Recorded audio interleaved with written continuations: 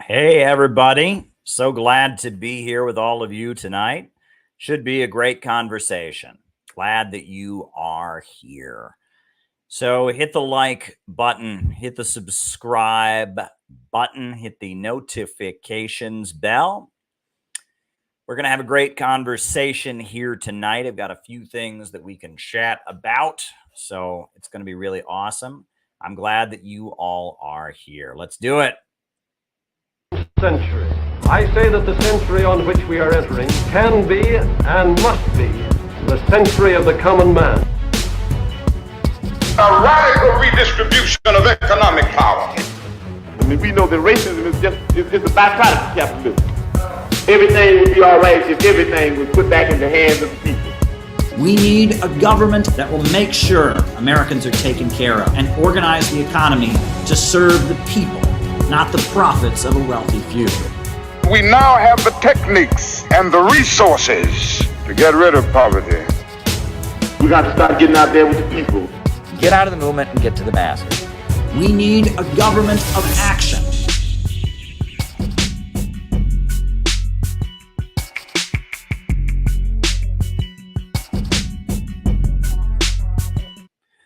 Welcome, everybody. I am glad that you are here, and I am glad that I am here. And it is a hot midsummer here in July in New York City, and I am here in my lovely Brooklyn apartment, and we are streaming, having yet another one of our late night conversations. Hit the like button, hit the subscribe button, hit the notifications bell. It's always a pleasure to be here with all of you. Now, for those of you who may not be familiar with our program here and the way we do things, the way this generally works is that I give my opening remarks. My opening remarks are then followed by a roll call. We find out who it is on the other side of the camera, who's watching. I call you all out as I see you, names and locations. And then from there, I answer your super chat questions for the rest of the night.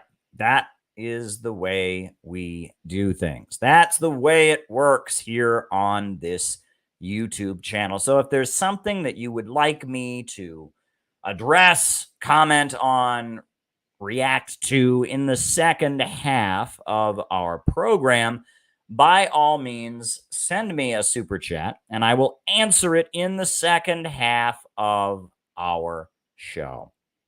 That's the way it works. And last night, it got really fun. Last night, I thought it was going to be a shorter stream than usual, but people stepped up to the plate and they asked some good questions. First, it was John McCarthy, and he got me going talking about Iran and world events. And then after that, it was Gabby asking me questions about men and dating and websites and feminism. And, last night, it was a really fun show. It was a really great show. And the reason that it was a really great show is because people asked good questions. You have the power to make or break the show. Really, you do, with your super chats. So I encourage you to ask me some tough questions, pitch me a softball so I can hit a home run, or pitch me a fastball so I can still hit a home run, to use some American baseball terminology. We've got our first super chat here. I'll be typing it down. Will colonialism ever end, or will it transcend time? That is an interesting question for sure, and I am typing it down as we speak. That'll be the first question I answer in the second half of our program. So there we go. Colonialism ever end, or will it transcend time? So there you go. That's the way these things works. First is me giving my opening remarks. Second is me doing the roll call. Third is the super chats, questions and answers session. So ask me whatever it is you want to ask me. Get me talking in the second half of our program. So glad to be here with all of you.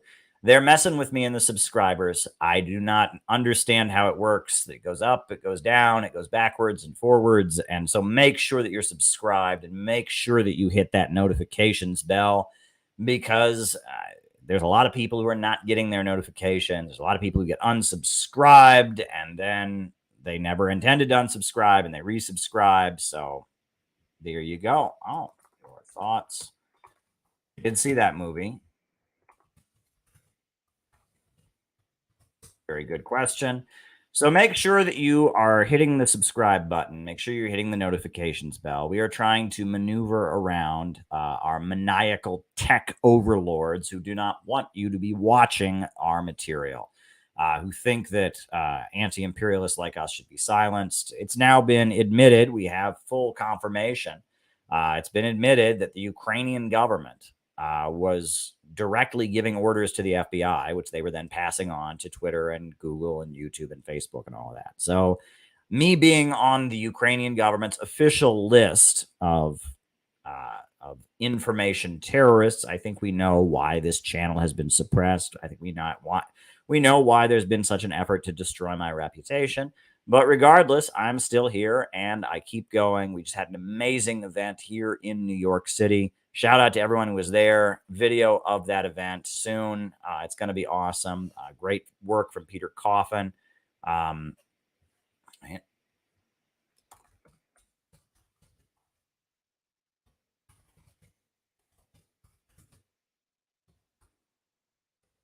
Very good question. And we're just going to keep going.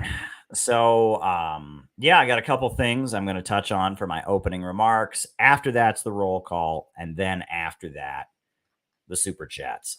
So I'll just jump right into it. Folks, I was looking around YouTube today. Today, I had quite an eventful day. Let me just get this out of the way. Today, I went on Sputnik Radio. Had a great conversation on Sputnik Radio with Dr. Wilmer Leon and with Garland Nixon. They got me talking about homelessness and the housing question. It was a really great segment. We do a lot of segments. I'm on there 3 or 4 times a week, but today was particularly good. I don't know. I was just in the zone. Then I did a story for RT. I did my RT story, covered the UN meeting that was taking place about, refugees and the refugee crisis called by Russia. And then after that, I then interviewed Jeff Young. Do folks know Jeff Young? Jeff Young ran for the U.S. House of Representatives in Kentucky and got the Democrat nomination in Kentucky. He's a longtime peace activist. He says, disarm Ukraine, stop giving weapons to the Ukrainian Nazis. He supports Russia's intervention into Ukraine. He's an anti-imperialist. He wants to dismantle the CIA. Great guy.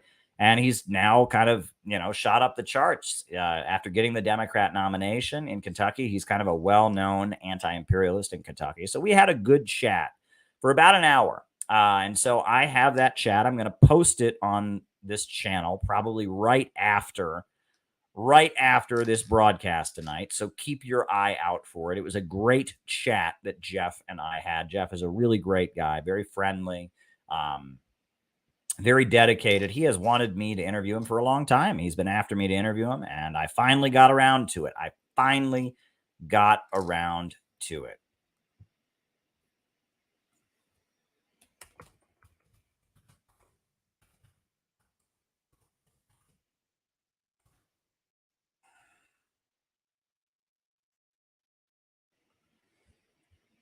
Okay.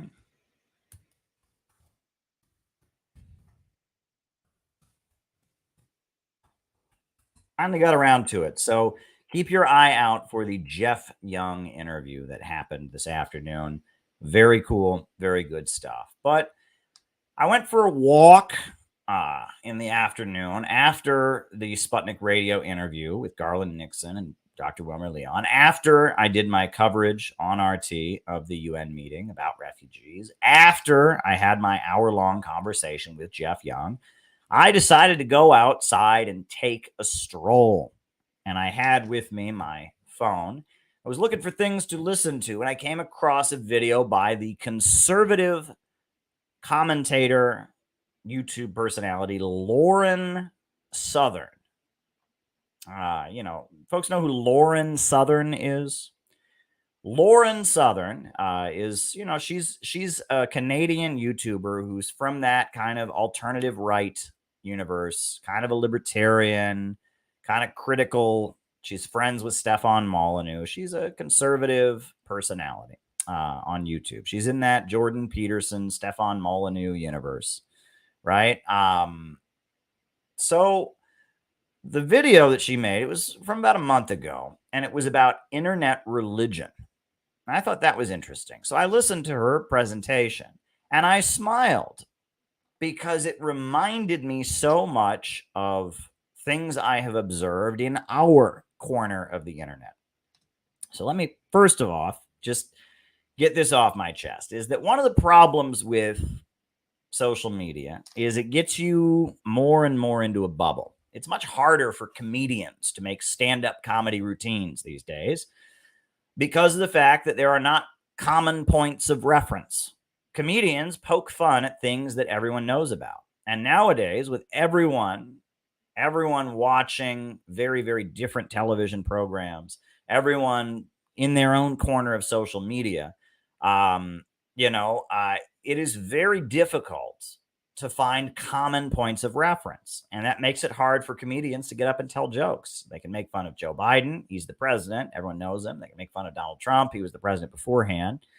They can make fun of airplane meals, right? The food on airplanes, because everyone who's ever flown has seen an airplane meal. But people can't make the same kind of jokes that they used to. It's harder for comedians to find common points of reference because we don't all live in the same universe. Right? We don't all live in the same universe. We don't all see the same things. We don't all read the same books. We don't all watch the same television shows. We don't all know the same facts about history, about, what's going on in our country. We aren't even all on the same page about what's even taking place, why things are happening.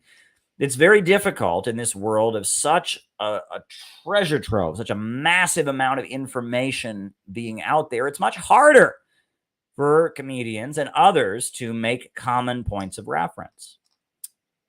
But I was listening to Lauren Southern, alt-right, conservative activist, and I was listening to her talk about religion in the alt-right community. And she's talking about how new atheism was a big trend for a while, but then after that, people on the alt-right started becoming Russian Orthodox, started becoming Catholic, started becoming pagan, started becoming Muslims. And she's talking about all of this. And I'm listening to this and I'm amused because the alt-right is not my territory, right? I mean, I spent years on the left and I consider myself to be an anti-imperialist, a Marxist, the Center for Political Innovation. We carry with us the tradition of the Communist Party, of the new communist movement of the 70s. We are anti-imperialists, and I just, that world is not something I'm deeply familiar with.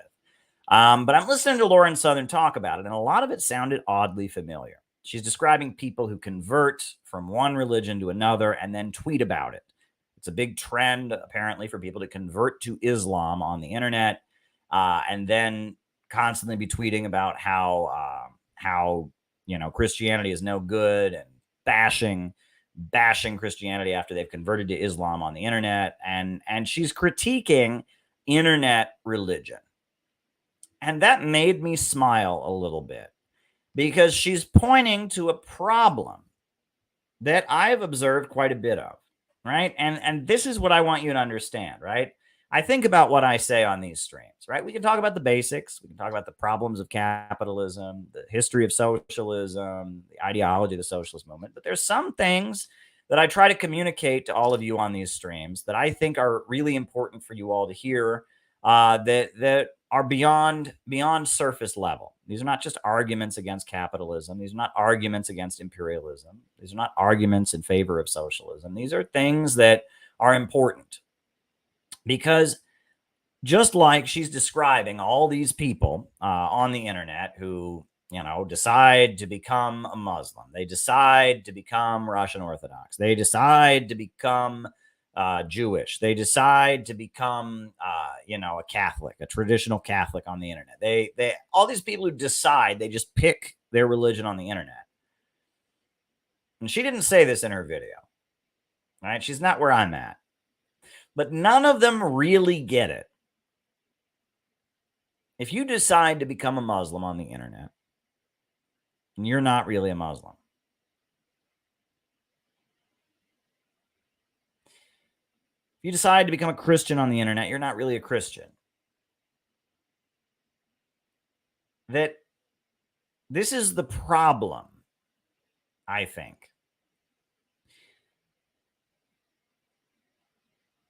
You have not really tasted a pear unless you have bit into it. That's what Mao Zedong said when describing the Little Red Book. In the Little Red Book, not when describing it, but in the Little Red Book, Mao, one of the quotations from Mao is that you do not know what a pear tastes like until you have bit into it. You can't be a Trotskyist and really know the essence of Trotskyism by reading about it on Wikipedia. You can't know the essence of Marxism, Leninism by reading about it on Wikipedia, by joining CPUSA on the website. That there are many aspects of beliefs, whether they be political ideologies, whether they be religions, that to really understand these beliefs, you have to see them in practice. And that I see many, many people who adopt different forms of Marxism every couple months. For a while, they're a Trotskyist. For a while, they're an anarchist. For a while, they're a follower of Enver Hoxha. For a while, they're a Gonzalo Maoist. But in all this time, all they're doing is being on the internet, reading the Wikipedia pages, maybe reading some books about it, maybe watching some YouTube videos about it, learning about different things on the internet. But they don't really get it. And if you want to know what being an anarchist is about, go to Portland, Oregon. Start hanging out with people that are in the black bloc. Move to Portland, Oregon. Live in an apartment with 6 or 7 other young people. Go dumpster diving. Join the black bloc. Go to punk rock shows. Run through the streets with the anarchists. Dodge tear gas. And then you can tell me that you've been an anarchist. You want to know the essence of being a Trotskyist? Join Socialist Alternative. Get involved in their activities. Try to infiltrate the unions and push a Trotskyist revolutionary line.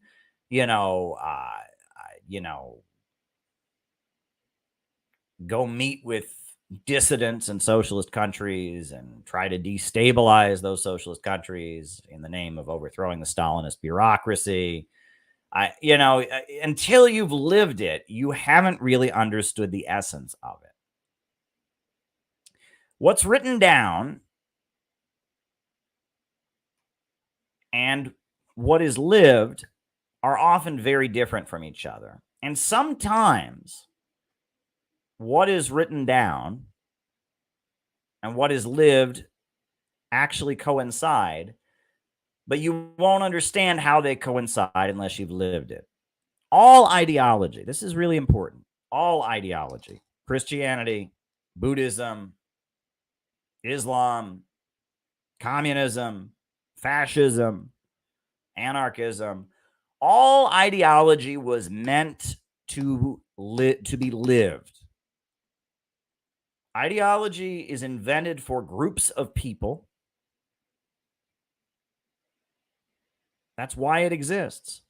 Ideology was invented for groups of people to give them purpose and meaning, for them to build real life institutions and organizations of people with which to carry out their ideology. That is why ideology exists. Ideology does not exist for you to read the Wikipedia page and say, I'm this. It just doesn't exist that way. You know, if some 14-year-old kid is getting bullied a lot and, you know, wants to make everyone really, really mad and wants to be an internet edgelord, and he says he's a Nazi, you know, that's really sad, but he's not really a Nazi. However, if he ends up going to prison and he joins a skinhead gang, and that skinhead gang of white guys, you know, starts beating up people of color and committing hate crimes against him, then he's really a Nazi.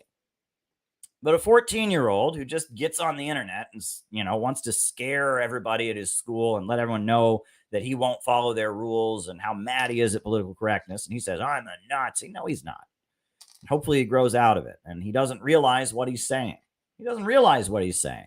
He doesn't realize the horrors of what he's doing because he hasn't lived it, right? People who fought in World War II know what Nazis are like. People who've been victims of hate crimes know what Nazis are like.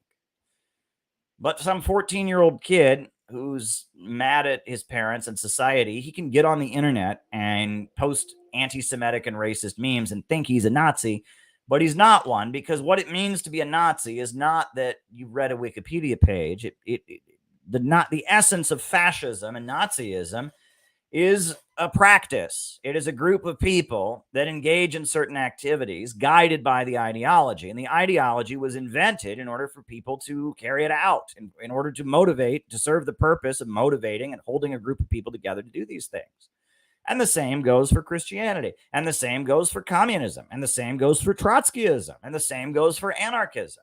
And that all of these ideologies were created for the purpose of building a group of people to carry out activities, collective activities.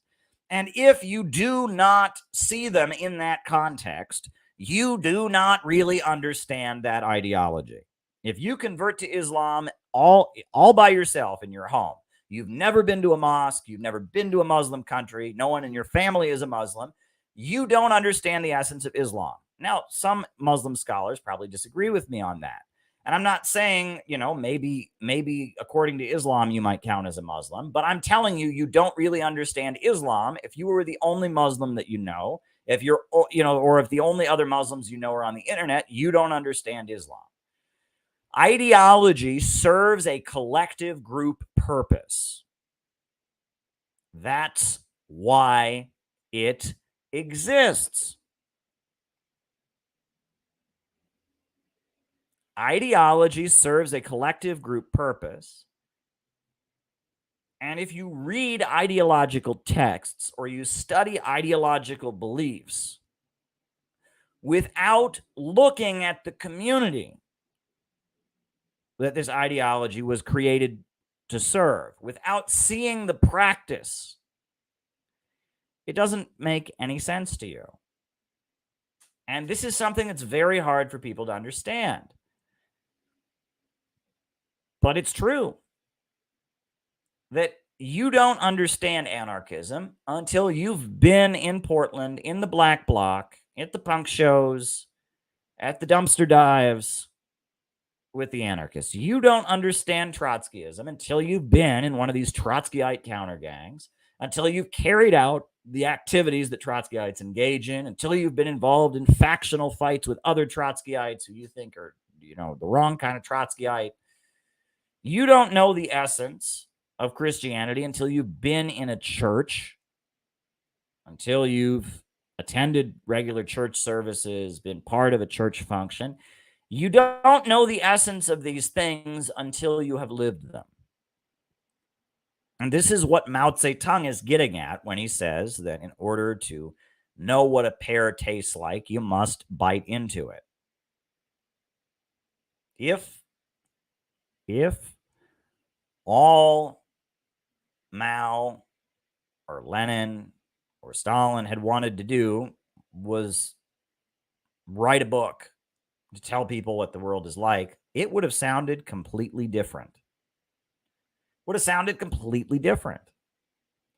But Mao and Stalin and Marx and Lenin, they wrote books for the purpose of building an organization to carry out a function, to get something done, and getting done, seizing power and building a socialist society.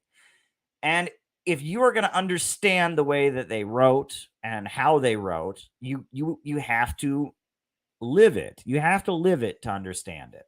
And this is why I get frustrated, because I discovered communism on my own on the internet. I absolutely did it. I discovered communism on my own on the internet when I was a teenager. I'll tell you, I was a young teenager, and I had learned what communism was, and everyone around me said that communism was bad, and I assumed that it was correct.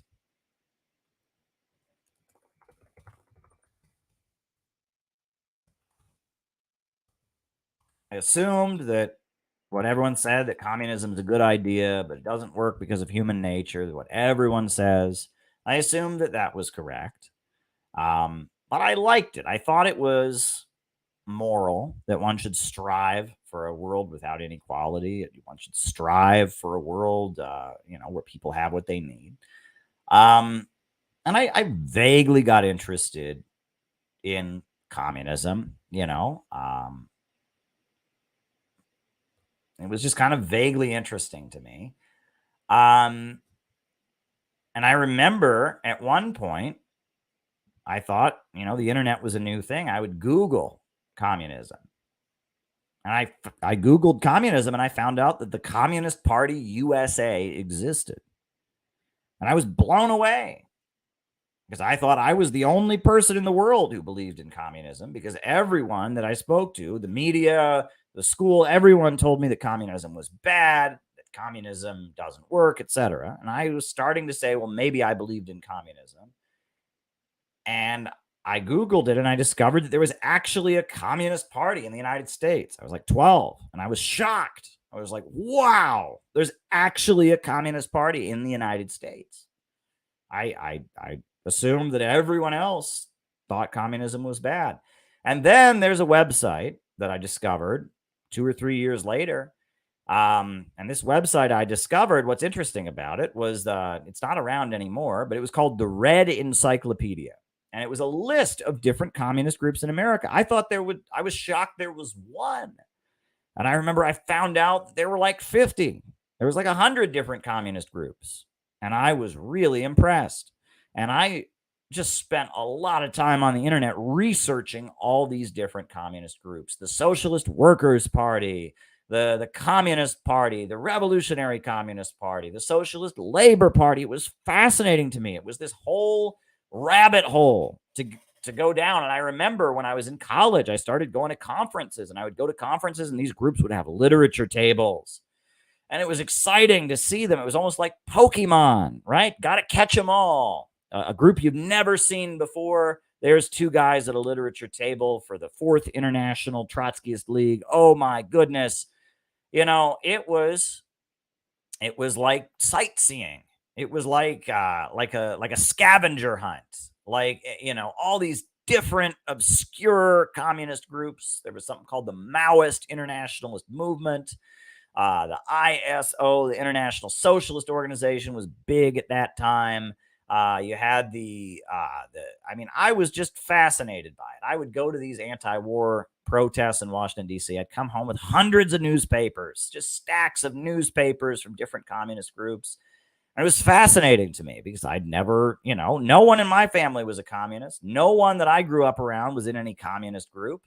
And the idea that anybody was doing such a thing was so foreign to how I grew up. And, it was a really interesting thing for me to do. And I spent a lot of time learning the history of these groups and, understanding how these groups see things. And it was really a fascinating thing for me.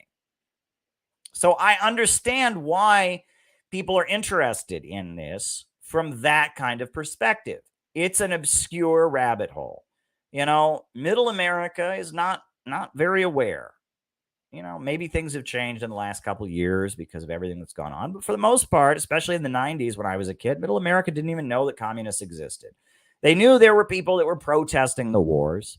When the USA would bomb Serbia or bomb Somalia, there'd be people protesting, and they show them on the TV, but they never called them communists. Remember, there was somebody in my family when they saw that I was getting involved in communist groups and activism. They said, "What? If you want to be an activist, Caleb, you want to be an activist, that's fine, but when I was a kid, all kinds of people were protesting. There was the civil rights movement, there were people protesting the Vietnam War, there was even a group called Students for a Democratic Society, but no one was a communist. None of these people were communists." Well, this person in my family didn't know what they were talking about, because all of those people were communists. All of those people were communists. The civil rights movement, that was communists that were marching with Dr. Martin Luther King Jr. That was communists who built the Civil Rights Congress. That was communists who were organizing protests against the Vietnam War. The first protest against the Vietnam War was organized in 1962 by Youth Against War and Fascism, the youth group of the Workers' World Party. The Progressive Labor Party was organizing marches against the Vietnam War. Students for a Democratic Society was divided between different communist factions, the Progressive Labor Party and the Revolutionary Youth Movement and the Revolutionary Youth Movement 2 and the October League. And, but middle Americans did not know that communists existed. And so when you discover this, I don't know what you want to call it, this sub-universe, this subculture of communists, it's fascinating. And especially if you didn't grow up around it. For people who grew up around it, for people whose parents were involved in this, or people who lived in maybe New York City or Los Angeles or an urban area, or people who had a cousin who was in this, it's not a big, huge revelation that this world exists. And now with the internet, and now with, politics getting the way it is, and DSA being more mainstream, maybe it's a little bit different. But I understand. I can relate to people who just find it all to be really fascinating from an intellectual perspective. I can relate to people to some degree or other who see it that way, because I once saw it that way. It was at one point for me an amazing intellectual intrigue, right? It's a fascinating subculture, a fascinating sociological phenomenon, a fascinating thing, and seeing the different groups and understanding where they came from and why they organize and what they believe and what they fight with each other, keeping up with all the gossip about all the different groups. Oh, we got to love the gossip, right? And, why did this group split from this group? And didn't this group beat up this group at some point? Weren't there, violent altercations at one point? And, the leader of this group used to be part of this group. It's interesting for a while. But what I'm telling you is that all of that is surface level.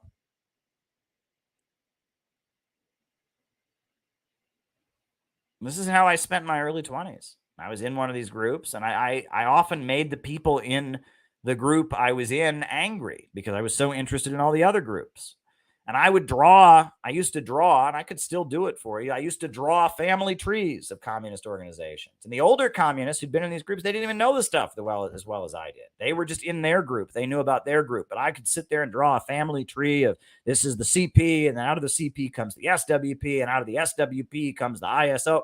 I used to be able to do that, right? You could probably go find on my Facebook old charts and graphs I drew of the origin of communist groups. That's how I spent my early 20s. But after a while, after I got to be 25, 26, after Occupy Wall Street, after I'd been doing this for a while, I realized that all of that is surface level. And I learned that through experience.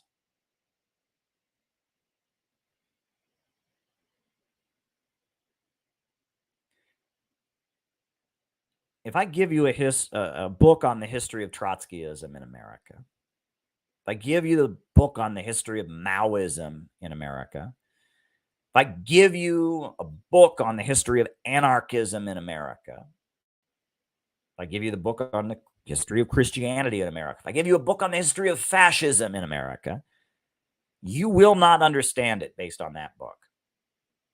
That book will tell you all about what different fascists believe, or different Christians believe, or different anarchists believe.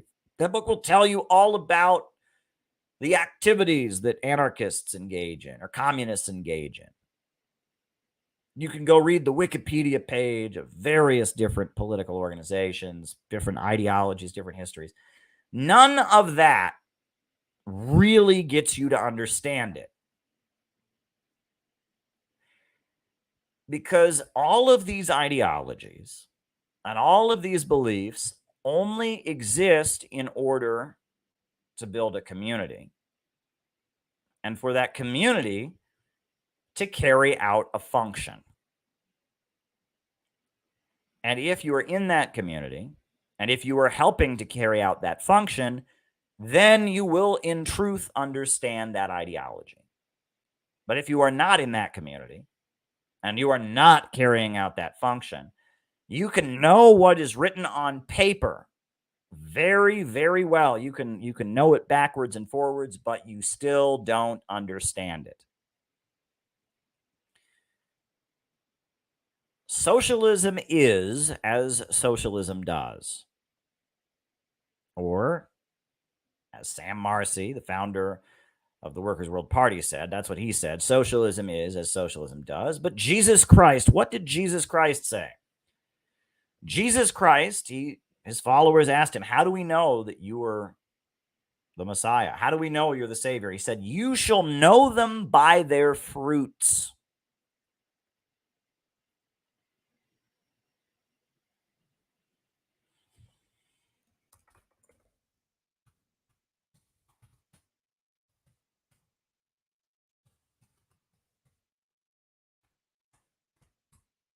You shall know them by their fruits, and you are very welcome. I will keep doing everything I do. You shall know them by their fruits. And that some people see this as movementism. They say, oh, I don't care about all those books and all that history and all of that. I don't care about any of that. What do you do, right? There's this movementist approach. Well, it's all about activism. I like to go to protests. I'm all about the movement. That's not what I'm getting at. It's so much more than that. It's so much more than that. And there's a lot of that. There's movementists, old, activists, people who I don't care about facts and history and knowledge. I just want to protest. I just want to follow the movement. I just want to do what's trendy among liberals. That's not what I'm getting at. No. That is not what I'm getting at. What I'm getting at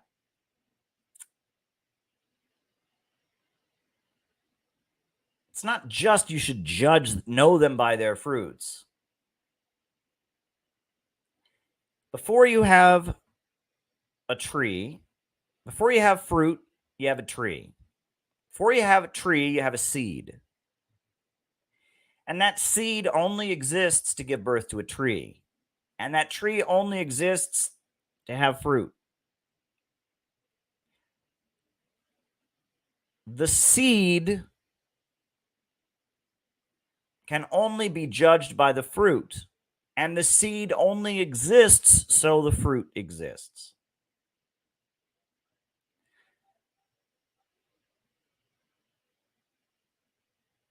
You don't have seeds just to have seeds. You have seeds so that you can eventually have a tree. You have a tree eventually so you can have fruit. And the fruit exists so people can eat it, and the seeds can be disseminated, and you can have another tree. And communism as an idea would not exist. Thank you, Lisa. I do appreciate it. Communism as an idea would not exist if Karl Marx had not intended for it to bear fruit. If Karl Marx had simply wanted to explain the world in a hyper intellectual way, he would have written very differently. But Karl Marx wrote it the way he wrote because wrote how he wrote for one distinct reason. The philosophers have only interpreted the world in various ways. The point, however, is to change it. Karl Marx wrote for the purpose of building a mass movement, and everything that Karl Marx wrote was written in the context of building a mass movement. Go read Karl Marx's work, right? What's one of Karl Marx's most important works? The Critique of the Goethe Program. What kind of name is that? What kind of name is that? Of all the things to write, right? If you're walking up to people, hey, I've got books for sale, books for sale. What do you want? The Critique of the Goethe Program. Who's going to buy that? No one's going to buy that. What the hell is that? Right? They got Dracula. They got The Adventure of the Queen in the Castle. They've got romance novels. They've got, exciting adventure stories. We've got, interesting books on the history of nonfiction and the history of Egypt. And I'm standing here, books, get your books. The Critique of the Goethe Program. And people look at that and they're like, what the hell is that? No one's going to buy a book called The Critique of the Goethe Program. Right? What kind of name is that? Well, Karl Marx didn't write it so that people would buy it. He wrote it for people who knew what the Goethe Program was. He wrote it because in Germany, there was a group of Marxists who got together in a place called Goethe, and they wrote a program for this new party they created, which is one of the biggest political parties in the world, or was. It was the biggest Marxist party in the world up until World War I. It's still a major political party in Germany, the German Social Democratic Party. They had a meeting in Goethe, and they wrote a document explaining their beliefs, and they founded this party that grew to be a very, very big political party. In Germany, it's the equivalent of the Democratic Party, the SDP, right? Or the SPD in Germany. It's the equivalent of the Democrats. It's like the Labor Party in Britain. It's a huge political party. And they claim to be a socialist party, a working class socialist party. And they wrote a program. Karl Marx read their program and he said, oh, they've got it all wrong. They've got it all wrong. So he wrote Critique of the Goethe Program. Critique of the Goethe Program was not intended to be sold alongside Harry Potter. It wasn't intended to be sold alongside 50 Shades of Grey or what else do people read? Alongside the Da Vinci Code. Critique of the Goethe Program was written for people who knew what the Goethe Program was and wanted to hear a critique of it. It was written for people that were part of a movement. Part of a movement. Part of an organization. They were interested in how Marx and his teachings were different than the German Social Democratic Party. Another important work by Karl Marx, the 18th Brumaire of Louis Bonaparte. What the hell is a Brumaire? Who the hell is Louis Bonaparte? What the hell is this about? Well, it's written because Karl Marx was living in Paris, and there were strikes and protests and uprisings going on, and Louis Bonaparte declared himself to be the military dictator of France. And Karl Marx was involved in these protests and strikes and demonstrations, and he had to explain to the people that were involved in these working class uprisings and movements what was happening. So he wrote the 18th Brumaire of Louis Bonaparte. And the 18th Brumaire, that's the day that the original Napoleon seized power. The original Napoleon came to power. Brumaire is a month in the French revolutionary calendar. Bet you didn't know this. But after the French Revolution, they decided they couldn't have 12 months in a year because that was not scientific. They had a 10-month calendar. And one of the months was Thermidor. And one of the months was Brumaire. I don't know the rest of the months, but the 18th of Brumaire was the day that the original Napoleon seized power and declared himself a dictator. So after, in 1851, after Napoleon's nephew did the same thing, Karl Marx wrote a pamphlet, the 18th Brumaire of Louis Bonaparte, when he had his coup, his seizure of power. Inside baseball. It's inside baseball. It's very difficult to read, but that's because he didn't write it for you, and he didn't write it for me. He wrote it for people living in Paris in 1851 that were involved in socialist and revolutionary organizations. And he's trying to explain to people in Paris who are involved in socialist and revolutionary organizations what's going on. And he's writing it for people in other countries who haven't observed the protests and the strikes and the military coups and the riots in the streets, who haven't observed it as close hand. He's trying to explain to them what's going on.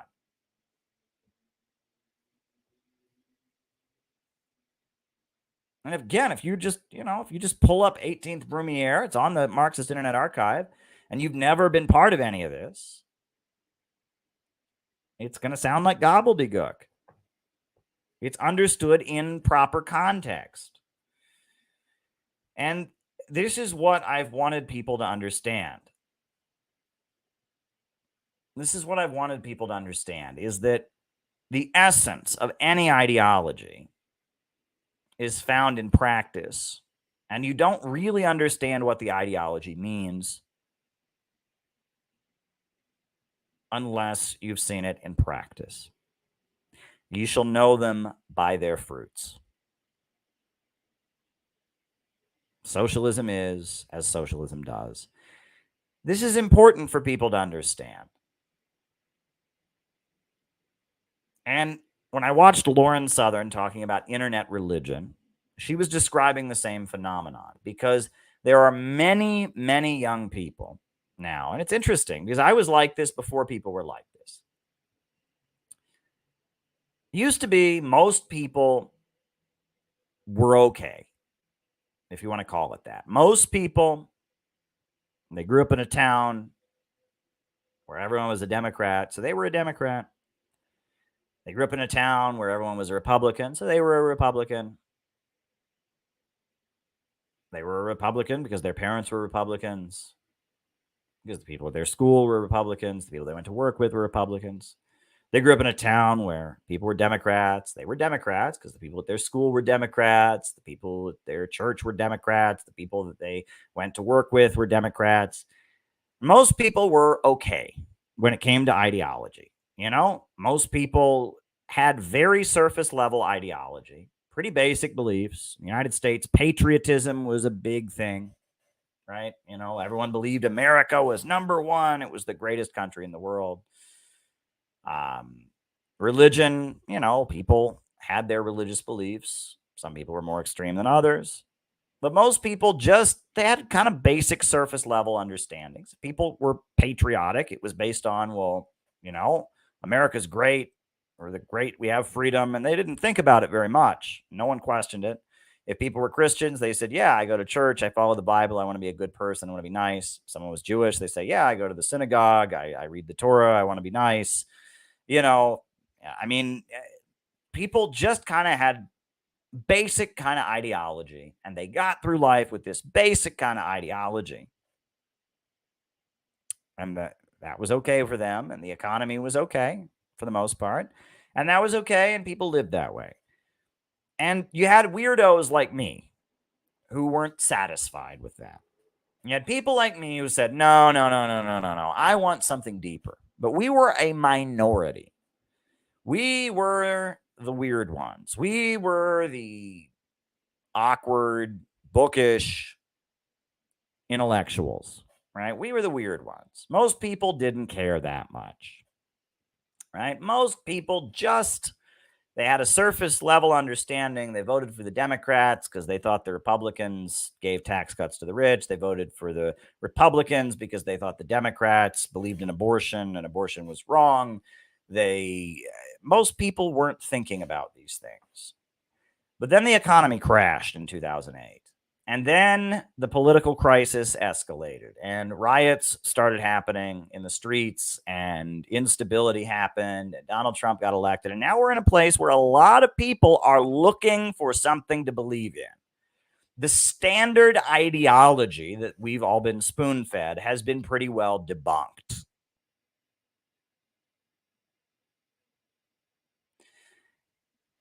And the answers, it used to be they had very simple answers for everybody, and those answers people accepted. And obviously some communities, you know, the black community, for example, they were never vehemently patriotic after, you know, years of slavery and colonialism, and there was always a strong black nationalist current. And, you know, the labor movement existed. You had a labor union consciousness of some workers on the job, and it's not to say, and there was, obviously left over from the 1960s. You had little enclaves of intellectuals and people who protested the wars and questioned U.S. foreign policy, maybe went on trips to Cuba.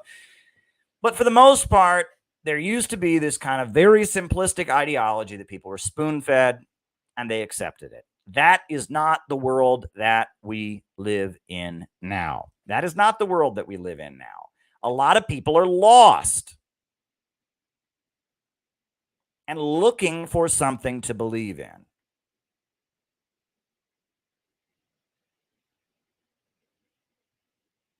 A lot of people don't know what to believe anymore, and they want to believe in something. And that's probably good, right? It's better than people believing in the old bullshit. I'll take it. But what I'm telling you, and what people need to understand, is that you can't really believe in something by reading the Wikipedia page. You cannot really believe in something by reading the Wikipedia page. You cannot do that.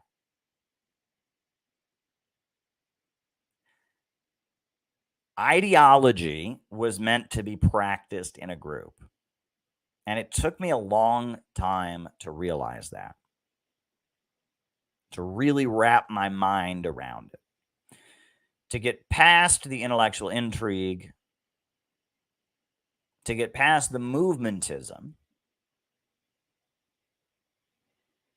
and to finally get it. Right? First, it was an intellectual exercise. First, it was this whole universe, this whole subculture of communist groups and their history, etc. That was the first stage for me. And then from there, it became movementism. I wanted to build the movement. I wanted to go out and protest. I wanted to build a party, build a mass movement. 2010, I was the most true believer in Workers' World Party that ever could have existed. I wrote a letter to the Cleveland Plain Dealer urging people to read Fred Goldstein's book. I sold newspapers on the street more than anybody. And I called in. There was, do you remember Hannity and Colmes? Well, Alan Colmes, who's now deceased, he used to be on Fox News, Hannity and Colmes. He had a radio show on Fox Radio. The Alan Colmes show was like their one liberal show on Fox. I used to call into that show. For a while, I called into that show every night. And I was urging people to go out and protest. We got to demonstrate. So the first stage for me, my first stage was an intellectual one. I was interested. I wanted to learn more about it. The second stage for me, after the financial meltdown, the financial crisis, leading up into Occupy Wall Street, the election of Barack Obama, was a movementist phase. I wanted to build the movement. I was like, okay, I get it now. I see what this is all about. I've learned these ideas with much more depth than I'd ever gotten them. I understand why the financial crisis happened. I understand why it happened. I understand the objective laws of history. I understand we need a working class movement to resist the breakdown of capitalism. So now I wanted to go out and build a movement. But it was the third phase, a third stage of political maturity that got me to a place that has haunted me ever since. It was a level of knowledge I couldn't unlearn. And once my political development reached a third stage,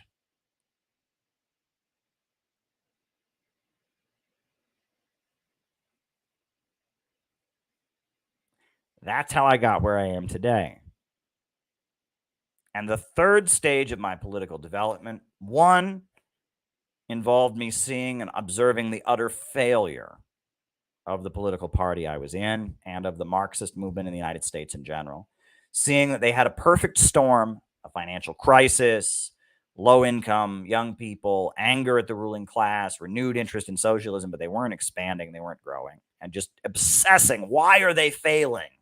Constantly thinking, why are these political groups failing? Why are they not growing? Why are they not seizing the moment? Studying that excessively And number two, seeing socialism in practice, visiting Venezuela, visiting Iran, visiting socialist countries, going to world communist gatherings. And once I had crossed into that third layer of my understanding, which culminated in a religious conversion, I returned to Christ.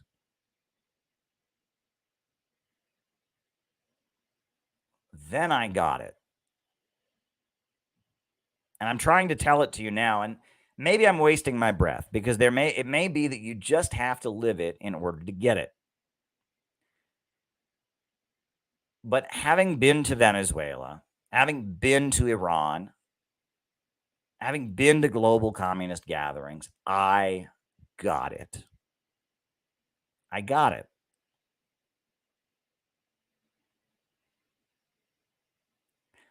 Ideology is what gives people purpose.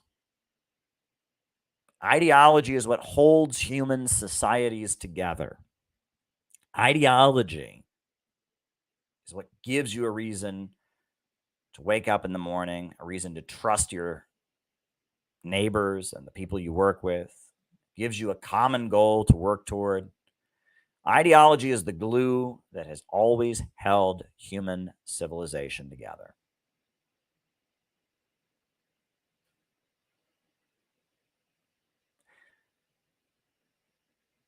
And every civilization in history has had some ideology to some degree or other.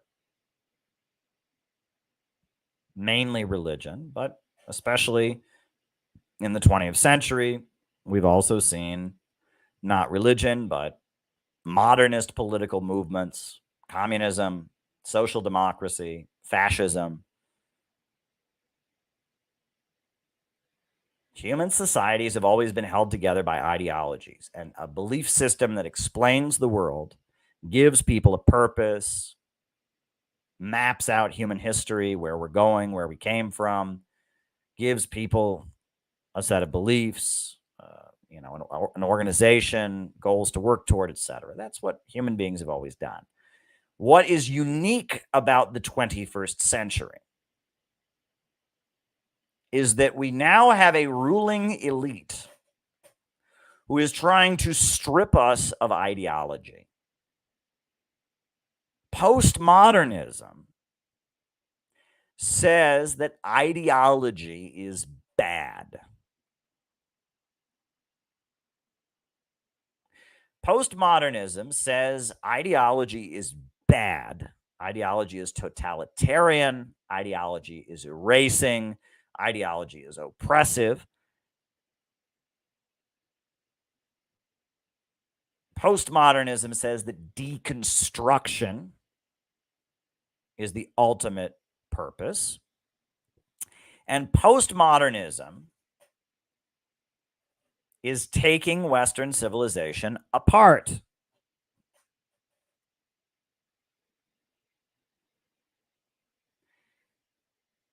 And so now we are in a weird period where people are longing for ideology. They're longing for ideology, but they don't know what it is.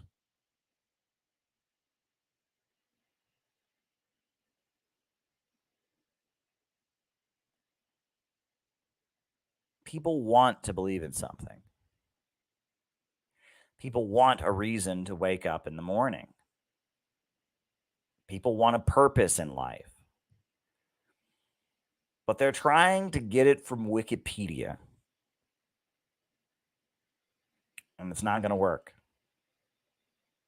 They're trying to get it from Twitter, joining a Twitter bubble of people who think like them, and it's not going to work. And they're trying to get it from YouTube, Facebook, Instagram, Threads, I don't know what. It's not going to work. Because socialism is as socialism does, and ye shall know them by their fruits. If you want to understand an ideology, you need to join a community centered around that ideology. You need to practice that ideology. You need to carry out the function that ideology was invented for. You need to have comrades, brothers, and sisters who believe in this ideology as well. Then you'll really know the ideology. You really want to know Marxism, you join yourself a Marxist group. You go all in, you give yourself to that Marxist group. After a while, you'll understand Marxism. You want to understand Christianity, go join a church. Become a dedicated, loyal member of that church. Do work with that church. Get to know the pastor and the community of that church, and you will know Christianity, at least their version of it. You will know it. You want to know Islam? Go join a mosque. Go move to a Muslim country. Start praying 5 times a day. Fast during Ramadan. Live with other Muslims. Talk with other Muslims. And you will understand Islam. Ideology is meant to be practiced. And when I see people on the internet, when I see so many people for whom it's like Pokemon, got to catch them all, they think they know it, and they think they can understand it by living it. By not living it, by reading about it, you can't do that. You cannot do that. You have to live it in order to know it. And living a life where you have ideology is a much happier life. Because you believe in something. Because you have people who share your beliefs. Because you want the group overall to succeed. You're not caught up in your own selfish interest. Living a life in which you have ideology is very, very fulfilling. It's probably one of the happiest ways that one can live. To know in your soul that you are striving for what is right. To know that no matter how difficult it gets, you are on the right side. You're doing good for this world. To know that you have a community of people who are on your side. You might fight with them. You might disagree with them. You might get frustrated, but you're all working to achieve the same goal. You're trying to support each other. It's a great way to live. It is a great way to live. And I would say that's the essence of happiness. And that's what happiness is. That is happiness. That's how human beings have been happy throughout history. And they've worked with other human beings to achieve a goal. And they've shared beliefs with other human beings. When they've learned to rely on each other. When they've learned to forgive each other. When they've learned to make mistakes and correct them. When they've learned to do nice things for each other. When they've learned to help each other up and help each other succeed. They've learned to make sacrifices for each other. They've learned to collectively work so that the group can achieve the goal together. They've learned to be on a team, to be a team player.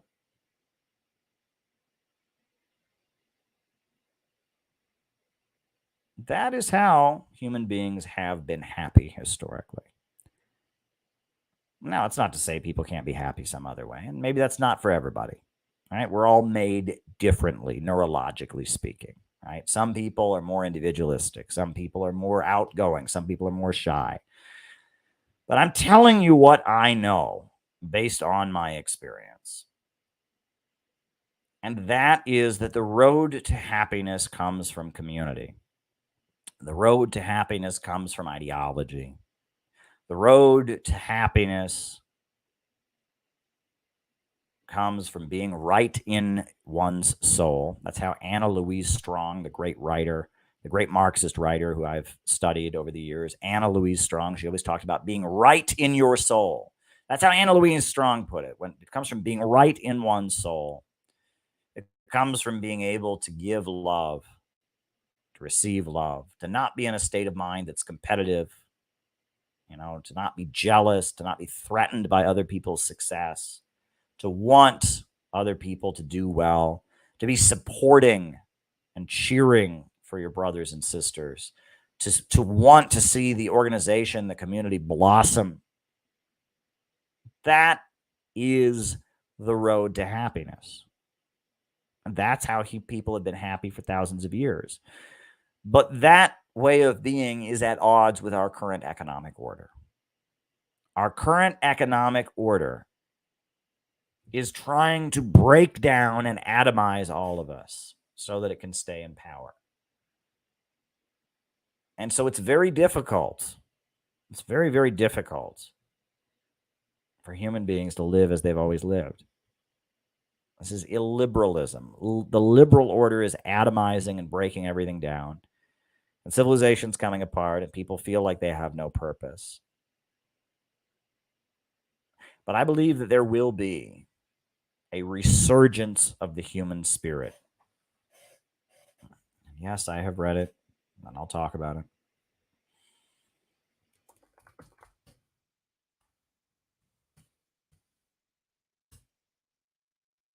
I believe there will be a resurgence of the human spirit, and that the liberal order is going to lose out in the end. It's going to crack. It's going to collapse. But it might take a while. We shall see. But I just wanted to give these answers here tonight. And I wanted to invite you.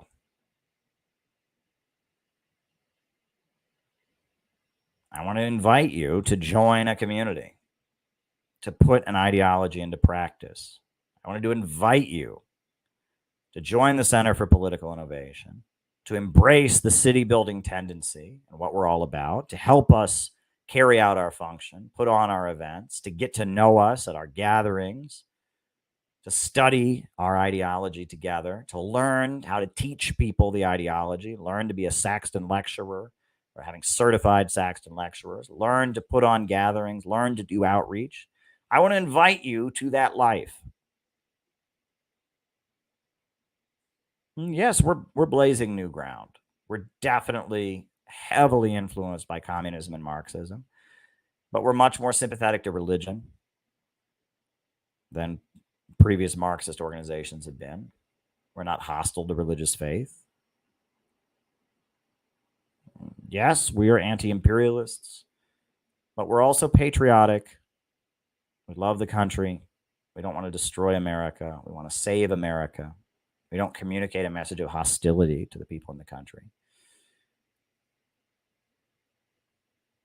We are cutting edge. We are blazing new trail. We are doing something very, very new and exciting. We know that Russia and China are the future.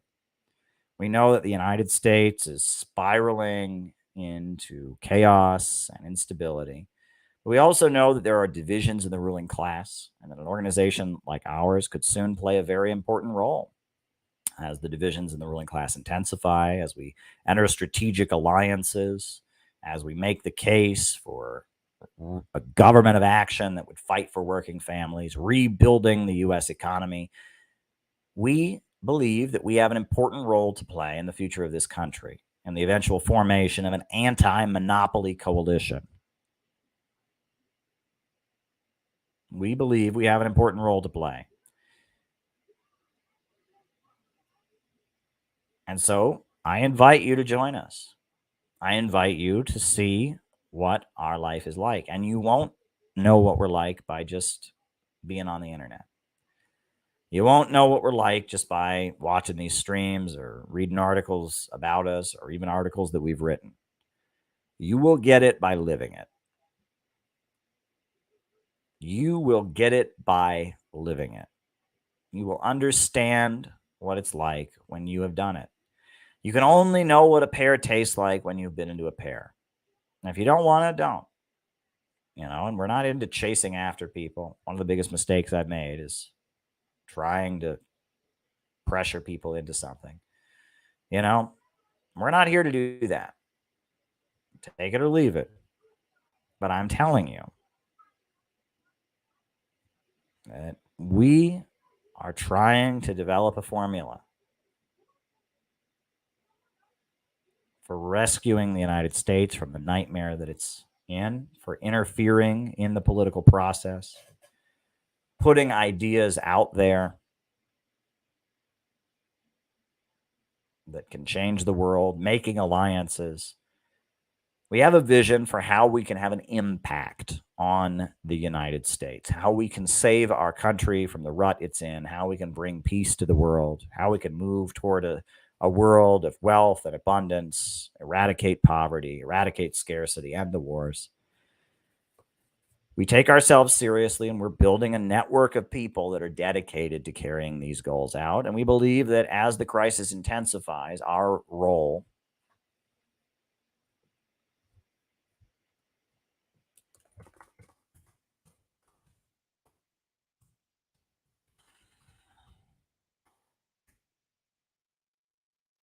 will change. Right now, we are an educational formation. This is what we're doing. And I invite you to join us, to become part of our community. I invite you to do that. Love to have you. If you want to join, you can join on the website, cpiusa.org. We just had a great event here in New York City. We had a great event in Missouri a couple weeks beforehand. There's always work to be done. Always work to be done. So, love to have you. And on that note, folks, I will call you out as I see you. Names and locations. I will call you out as I see you. We'll do the roll call. And after we do the roll call, I will start answering super chat questions. A lot of good super chats here. More are always appreciated. Names and locations, folks. Names and locations. Who is with us tonight? Names and locations. We got Kendall in San Diego. We got Love Blind Hate in Binghamton, New York. We got Jenny Lynn in Cincinnati. Sends me a nice heart. Thank you, Jenny. We got Lisa Smith. So much and so little. There you go. Scott in Miami, Florida. Jenny, Bendigo, Australia, David Fox, who's an amazing guy. Park City, Utah, Molly McGuire. Chester from England. Tony from Tasmania. John McCarthy in Chicago. Skagit in County, Washington. High Level, Alberta, Canada. Patrick in Maine. Rice from Adelaide, Australia. Mariah in North Carolina says blessing. San Diego, California. Jamie in St. Paul, Minnesota. Chris out in Salt Lake City. Mariah in North Carolina. Luca from Singapore. Welcome, Luca. Welcome. Names and locations. Bob Troy in New York. Welcome, Bob. Glad to have you with us. Balthazar in Oakland. Alex from Brazil. Welcome, Alex. Clinton Frazier from London. Welcome.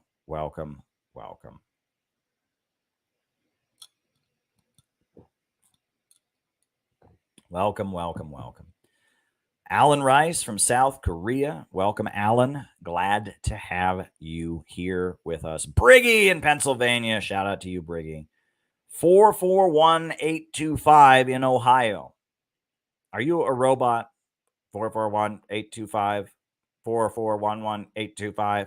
I am from Ohio. I am not a bot. I'm sorry. If that's actually your name, by the way, I mean, it's probably not your name. It's just a number. I just think it's funny that your name is a number.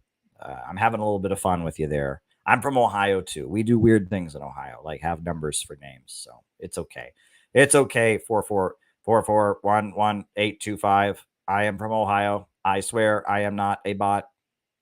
All right. Harold Dogbottom in Kakalaki, which is one of the Carolinas. We got Michael McGoldrick in Ireland, Northern Ireland, occupied Northern Ireland. We got the Seasoned Noob in China. Now, are you a noob in the sense of like you're new at something, a newbie, right? There we go. Why would you think that the zip code and you should know that? All right. All right. All righty. All righty. Anyhow, I'm going to start answering people's super chat questions now. But if people have any more super chat questions, be sure to shoot them my way. I'm always happy to answer people's super chat questions. I always enjoy doing that. So, some of these are ones that'll really get me talking. Others, maybe not as much, but more is always appreciated. I'll try to give everyone an answer here. Will colonialism ever end, or will it transcend time?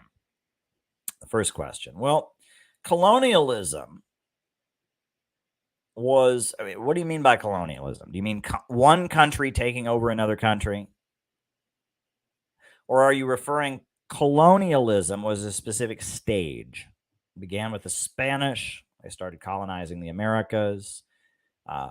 You had, the colonization of Africa by Portugal. And then from there, you had the British that started colonizing different parts of the world, and the French. And, it was when capitalism was arising in Europe, as feudalism was being ripped apart, the capitalist powers began scouring the world and seizing territory in the non-Western world. Outside of Europe, they started colonizing people. That was colonialism. Now, colonialism, it really enabled capitalism to emerge. And Karl Marx talks about that in Capital.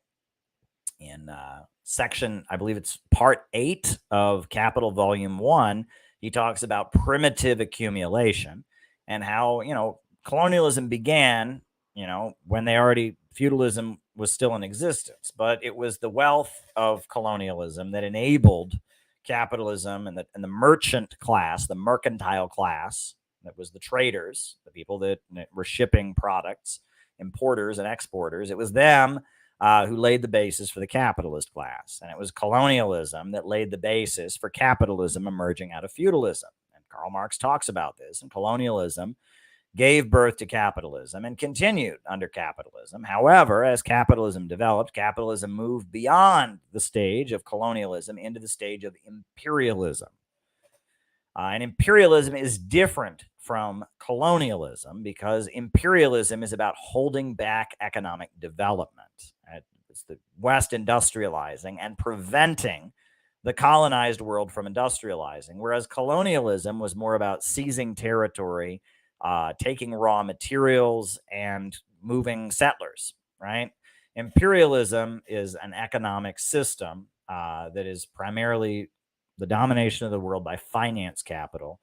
Colonialism was just the European powers starting out while they were still feudal, starting to seize territory, giving rise to the mercantile class, etc.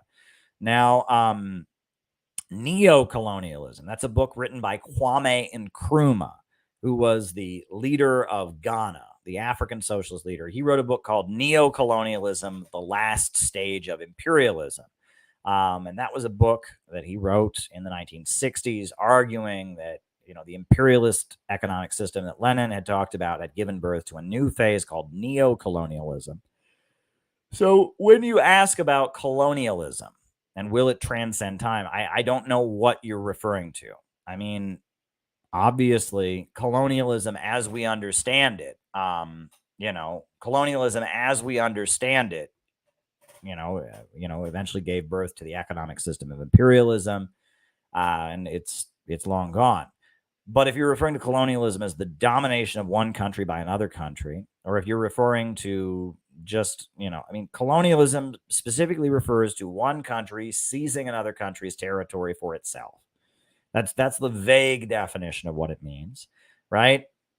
However, for Marxists, it refers to a process that was part of primitive accumulation that laid the basis for modern capitalism, which then moved ahead to the stage of imperialism, which is the domination of the world by trusts, cartels, and syndicates based in the Western countries, the prevention of the industrialization of the third world. So when you ask me that question, you're asking about,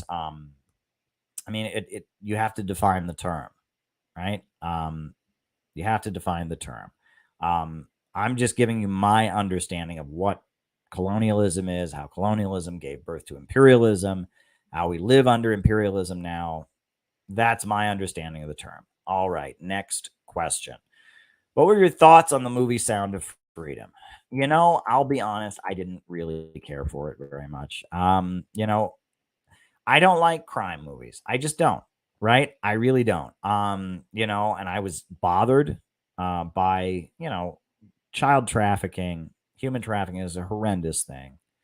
And it was really disturbing, in the film to see the way the children were abducted, the way they were held, I mean, it was horrifying. It was just horrifying, and to see what they do with these children when they hold them, it was horrifying, utterly horrifying. It left a bad taste in my mouth. Does that mean that it's bad that they made this film? Absolutely not. I'm glad they raised awareness about this issue, right? It is something that goes on that is utterly horrendous. Human trafficking is a horrendous thing, and sex trafficking of children in particular is really horrendous. So good for them for making this movie. But I sat there with my wife and I wasn't enjoying it. It was kind of like I feel like there's an industry now of showing people things that horrify them, that gross them out, that scare them, and I just, it's not how I would have spent, it's not what I wanted to see. My wife, she likes that kind of stuff. She likes, true crime and police shows and stuff like that. And so she loved it. She thought it was a great movie. I, on the other hand, it just didn't sit well with me. Now, what's interesting is I saw the movie being denounced as QAnon, and I didn't really know much about the movie before I went to see it. My wife was all about it. She went to go see it. She'd heard about it from people she works with, and she was very excited about it. And so I was watching it, and when I saw what it was about, I thought, oh, is this going to be a QAnon thing? It wasn't. It was about a Department of Homeland Security guy doing his job. That's what it was about. It was about a guy who, fights against pedophiles and, child molesters, child traffickers, and he takes his job seriously and he gets fanatical about it. And he wants to help one particular family, a brother and a sister that have been abducted. He rescues the son, and then he decides he's going to rescue the daughter. And I didn't see it as QAnon-ish. Until the end. The message at the end from this, when the star of the film starts talking to the audience and he's urging you to buy tickets so that other people can see it for free, that made me think. And he said things like there's people blocking and trying to prevent this movie from being seen. Like he was hinting at maybe some QAnon stuff, but it wasn't a QAnon movie. It was a police movie, right? I mean, how many movies are there about, heroic cop going after the mob, heroic cop going after the terrorists? This one happened to be about heroic cop going after the child traffickers. And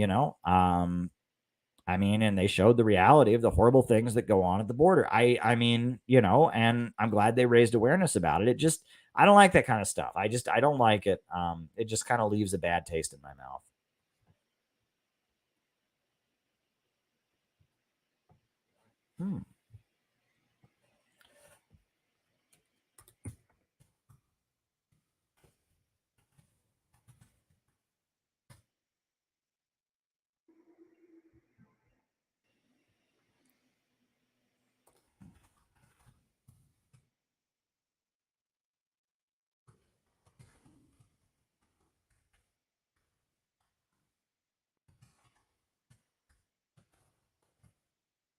Okay. That's a very good point, John, and I will definitely talk about that. But yeah, I'll just say I didn't particularly enjoy the movie. It kind of left a bad taste in my mouth. I'll just be honest. It was just, it bothers me to see depictions of acts of barbarity like that, acts of extreme cruelty. So, yeah, I'll just be honest. I just didn't have a good feeling when I left the movie. Just didn't leave a good taste in my mouth. I'm just being honest with you. All right, next question. How does a government of action avoid corruption? Well, the same way any other government avoids corruption, by the people being heavily involved. and the people taking responsibility, by people being mobilized and staying on top of that government, by involving the population, right? That is the main thing, and that any government of action would depend on a well-organized population. It would depend on the population being involved in the process, and that would make it less corrupt, because there would be a lot of people involved overseeing and taking responsibility for what that government does. Corruption is a weakness. A lot of socialist countries have a problem with corruption. It's nothing compared to the corruption of the capitalist West. And even the word corruption, right? It's not exactly a good word, because if something is corrupt, it means it's not serving its intended purpose. It's not serving its intended purpose if something is corrupt, right? If you have a corrupt file on your computer, it doesn't work. But under capitalism, the government working for the rich and for their corporations, serving their interests, protecting their property at the expense of everybody else, that's how it's supposed to work. And so are they corrupt? No. I mean, the corruption that we see in capitalist countries is just standard. The rich win every election. They have an unfair advantage of owning the media and, controlling the discourse and being able to suppress people who disagree with them. So any lack of transparency, any foul play, any manipulation or pandering to certain interest groups or unfair treatment that you see in a socialist country is nothing compared to what we see in the West. In the West, everything is completely rigged to serve an elite. And in socialist countries, you tend to have a nomenclatura. You tend to have a bureaucracy, that is to some degree or other self-serving, that to some degree or other, has its own interest and has a privilege over the masses of people. That exists to some degree or other in every socialist country. And that's a reality of something that exists in socialism. And it's a problem, right? And socialism eventually strives to create a world where no such inequality exists, where you can build up so much wealth and abundance that the need for a state or any social hierarchies can fade away. But if you're gonna, the analogy is made, right? If there's a shortage of food, you're going to have to ration the food to make sure everyone gets some. However, if you're going to be rationing food, you have to have somebody whose job it is to make sure no one takes anybody else's food. You have to have a line of people to get their ration of bread. And then you have to have a guard who guards the line and makes sure no one cuts in front of everybody else, no one takes anybody else's bread. But that guard is going to demand for himself a bigger piece of the bread, because he's not only just being a person there, but he's taking on the role of being the guard. And that is the basis of bureaucracy. Bureaucracy is a necessity in conditions of scarcity. When there's not enough to go around, you have to have somebody who takes on the job of distributing what's there, and they are going to demand that they be compensated for that because they're taking on more responsibility than everybody else. And that is the origin of bureaucracy. And every socialist country has had bureaucracy. And the question is, how do you deal with this question of bureaucracy? The Cultural Revolution in China was an attempt to control the bureaucracy. Stalin's Great Terror, the purges and all of that was intended to deal with the problem of bureaucracy, to keep the bureaucracy honest. But it's a problem that socialist countries have. And, I think that in China, they deal with it a lot differently now. They've created a market sector, a lot of socialist countries, but they still have a problem, right? And then, some companies in the market sector get contracts and others don't. And that, nepotism takes place. Socialist countries have their problems. Let's not pretend that they're paradises. Let's not pretend that there isn't vast amounts of inequality in the anti-imperialist countries. There absolutely is. Let's not pretend that the governments in these countries don't play favorites to some degree or other and reward some companies and not others. That these things happen, and it creates a lot of anger. And why does it create anger? Because, they're held to higher standards because they believe in socialism, right? And that, in the capitalist countries, they admit it's unfair. But, in a country where it's led by a communist party, a country that preaches socialism, right? It's very effective for the USA to point out that, the Communist Party leaders, they all drive fancy cars. The Communist Party leaders live in bigger houses than you.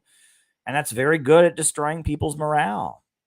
Right? It's very good at destroying people's morale because communism is supposed to be about trying to reach a greater stage of equality. And a lot of the color revolutions and a lot of the destabilization of socialist countries has been effective using these kinds of talking points, pointing out that these socialist countries are not havens of equality, right? But let's remember that they don't promise to be havens of equality, right? Poverty is not socialism. Socialism is not about making everybody equal.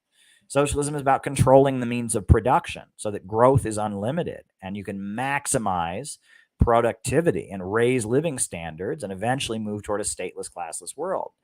But there is inequality in socialism and unfair inequality. That's in The State and Revolution. Lenin explains. He says there is inequality and unjust inequality in socialism. Absolutely, it exists. It absolutely exists. And that the problem, when they define socialism as socialism is about making everybody equal, of course, people are going to look at socialist societies and say they are not equal, and they are not, right? And you can't build an egalitarian society in poverty. When you have poverty, there's got to be income differentials. But the main thing is it's about involving the population. And it's also about making sure that there is constantly an expansion of living standards. When there's a look, Venezuela, for example, the problems of corruption in Venezuela got to be very, very big and difficult when the oil prices dropped in 2014. Do you think there wasn't corruption before that? Of course there was. You think there wasn't, nepotism before that? Of course there was. But there was an expansion going on. Living standards were rising.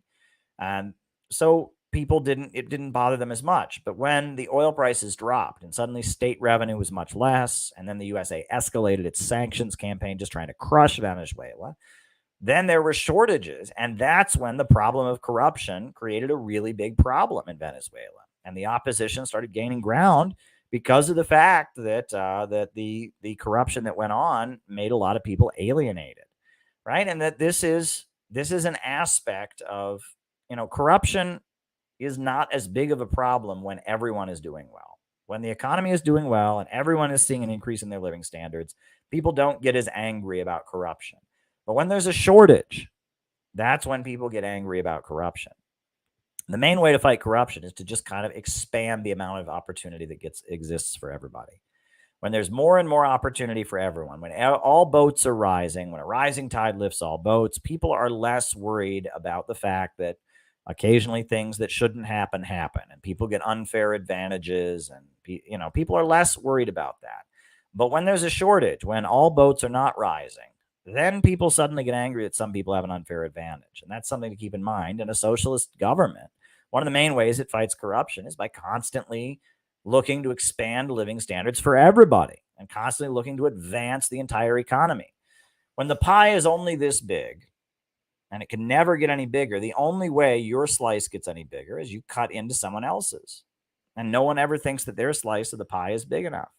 However, if the pie is constantly expanding, people don't quibble with each other as much. People don't feel a need to call out somebody else for having more than they do because the pie is getting bigger, right? And socialism says that the artificial restraints on human growth and productivity created by the profit system and by the irrationality of profits in command, the rule of the dollar, these things can be overcome. They can be overcome through rationally organizing the means of production. So there you go. I hope that was enlightening. I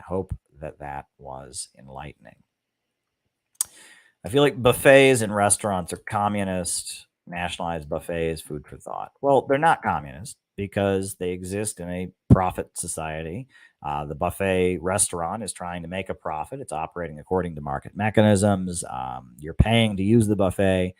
They're not communist, but I can kind of see why you might think that, because the idea of communism, the higher stage of communism, is a society with so much wealth and so much abundance that inequality fades away and people can just kind of take what they want, right? It's all you can eat, right? Just take what you need from each according to his own ability, to each according to his needs. People just take what they want and do what they feel like doing.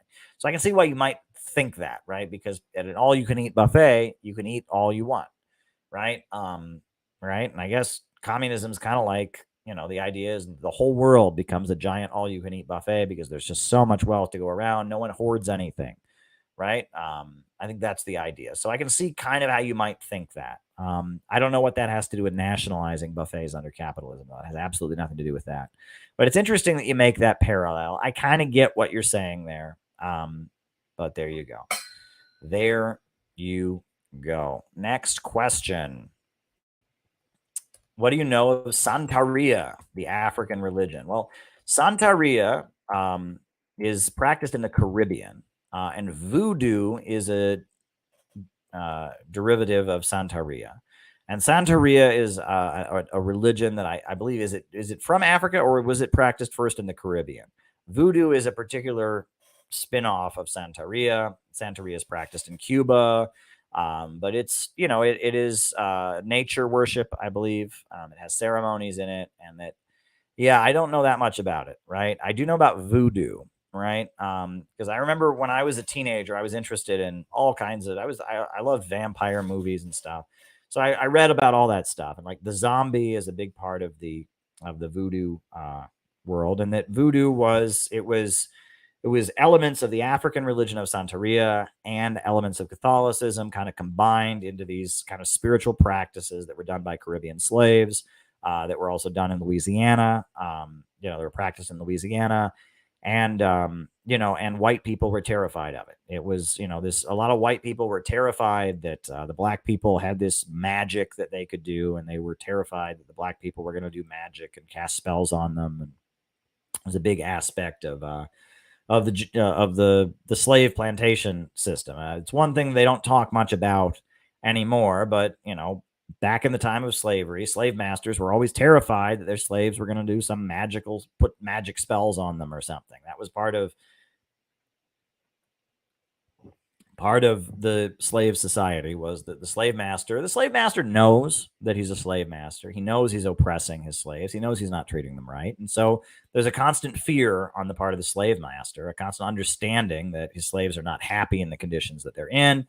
And there's an understanding they might strike back. And so I know in the Old South, particularly in Louisiana, which is more of a Roman Catholic state, but other places, there was this terror of, among the white slave owners that, oh my God, the black people are going to, get a doll and stick pins in it or whatever. What I find interesting is the zombie thing, right? Nowadays, zombies are a thing in movies, right? There are these dead people that are walking around going, oh, I'm a zombie. Night of the Living Dead. It's a movie that was filmed in Ohio. It's like there's been a nuclear weapons have gone off, and it's caused all these dead people to start walking around. But the actual belief in zombies, it comes from the voodoo religion. And the idea was that, someone dies, but instead of going to heaven and getting to sleep on a cloud, they still have to work, and their body just keeps working even after they're dead. And it's, the idea of hell, right? The idea was, instead of finally getting to rest when you're dead, no, I don't know what you call it, the voodoo priest or whatever does some magic spell. So after you're dead, your body wakes up and you have to do work even after you're dead, right? And you're not fully conscious, you're dead, but you're in your body, and your body is doing work even after you're dead. It's like the idea of hell, right? It's like it's like a hell idea, right? It's that you're an animated corpse. That's what a zombie is, right? And it's a miserable thing. I don't know. I mean, Santeria. What do I know about Santeria? I mean, I don't know that much about it, right? I do know that voodoo is a derivative of it. That voodoo is the paranoid fear of the white slave master. Zombies come out of that. There's the doll that people stick pins in. That's a big part of it, right? There's a store in Queens. One of my friends took me to a Santeria store one time in Queens. And they had a lot of different, they looked like icons, like pictures that people burn incense on, pictures of deities, that people like would burn incense and use for rituals. I guess that's a big part of Santeria. I went to a Santeria store in Queens. My friend George, George took me around, and I think, there was a Santeria store in Queens we went to a long time ago, and they have a lot of incense. They have a lot of incense, and they have a lot of statues and a lot of like, what do you call it? Like icons, like paintings that are, pictures that you put someplace and then you burn things on. And I don't know. I mean, it's just, it's a religion among Caribbean folks of African origin, and it combines some elements of Catholicism and some elements of African indigenous practices. Drumming, I believe, is a big part of it, if I'm not mistaken. There's a lot of drumming in Santeria rituals. They do a lot of heavy drumming. That's all I know. I'm just telling you all I know. That's all I know right there. And I hope none of that's wrong. If anyone is in the chat and knows better than I am, please feel free to correct me. All righty. Views on Stephen Cohen. I have met Stephen Cohen a number of times. He would come by the RT studio, very friendly man, and very anti-imperialist, and I believe he comes out of the Communist Party USA background, right? I don't think he was in the Communist Party at the time of his death, but he, in the 70s and 80s, he was, if he wasn't in the Communist Party, he was very close to them. He wrote a very sympathetic biography of Bukharin, and he was considered to be one of the well-respected Russian history academics in the United States, and he was sympathetic to Russia in world affairs and in world politics. He was a nice old man. I believe he's deceased now, but he knew a lot about Russia, about Russian history, spoke Russian fluently, had been to Russia and studied extensively, and he was an academic, and he defended Russia, and he was pro-Soviet. He had a positive view of the Soviet Union, and I believe he was sympathetic. The biography he wrote of Bukharin was sympathetic, right? That Bukharin was a good guy, meant well. He was just somebody who, had studied Russian history extensively, and based on his understanding of it, understood, the Ukraine situation and why, Russia was where it is. And there you go. I mean, very nice man too, just a very kind old man. It's kind of how I know him. I can't say much more about it than that. Have you read Superman the Red Son? I have, and I have the comic book around here somewhere. And I've read it, and they made like a cartoon movie of it. I haven't seen the cartoon movie, but I've read it. A lot of anti-communist cliches in it. I mean, I don't know. It's amusing. I mean, it's fun. What if Superman, take the story of Superman, but have him be born in the Soviet Union rather than in the United States? Okay, clever. It's fun, but a lot of anti-communism in it. A lot of anti-communist stuff, anti-Stalin, and I don't know. I mean, it's still written from the perspective of the Soviet Union being bad. Just like anything that's going to be produced in American media, but it's fun. It's a fun, it's a fun spin-off of the Superman story, right? And I talk about Superman a lot in my speeches and lectures. And so there you go. Not much more to say about it. I'm getting through the super chats here. If anyone has any more super chats, feel free to send them my way. Getting through them. I got a couple more here. I've got 2 more. So if you got more, send them my way. Do you believe in the death penalty or in rehabilitation? Well, personally, I don't like the death penalty. And ideally, I'd prefer that every country in the world abolish it. But I know that's not realistic for many countries. If Iran got rid of the death penalty, the drug cartels and the terrorist groups would overrun Iran in a minute. If China got rid of the death penalty, the same thing would happen. Some countries, a lot of countries in the developing world, they use the death penalty because they're dealing with vicious thugs and murderers. And, on the border of Iran, the heroin gangs, the way they operate is they point guns in people's faces and they say, do what we say or we kill you. And if the Iranian state or the Chinese state or the Cuban state is going to fight against those people, they have to have the same level of threat. They have to be able to say, well, if you work with these people, we kill you.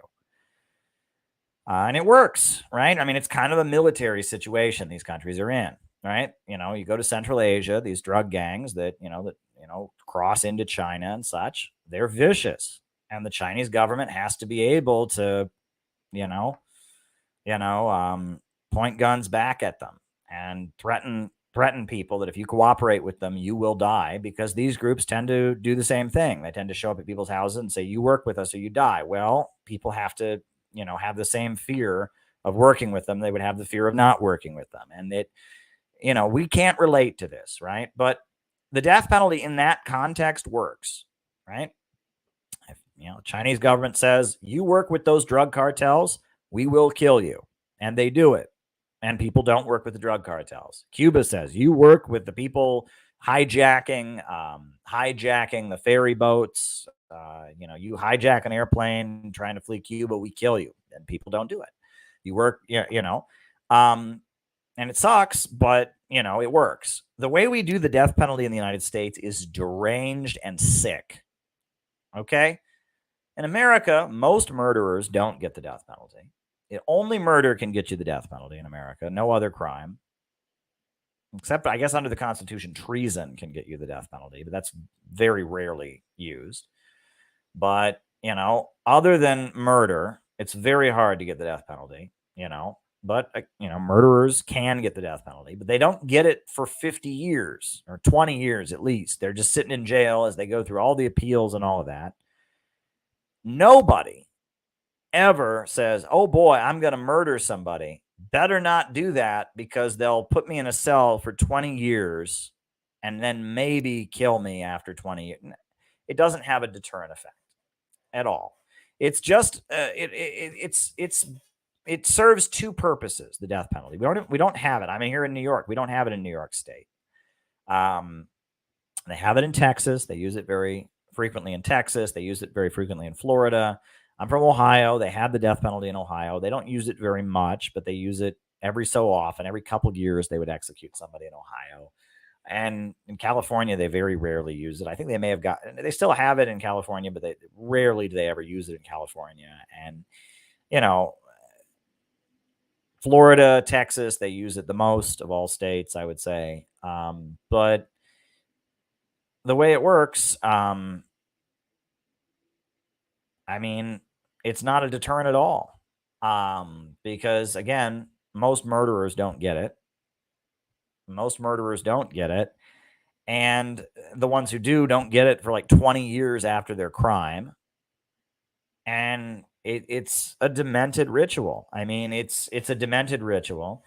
I think the main purpose it serves in the United States is twofold. Number one, it serves some kind of religious purpose. It's like a religious ceremony, right? That people that are very Christian and conservative, it's like they feel this must be done. It is their interpretation of the Bible that it must be done. It serves this purpose.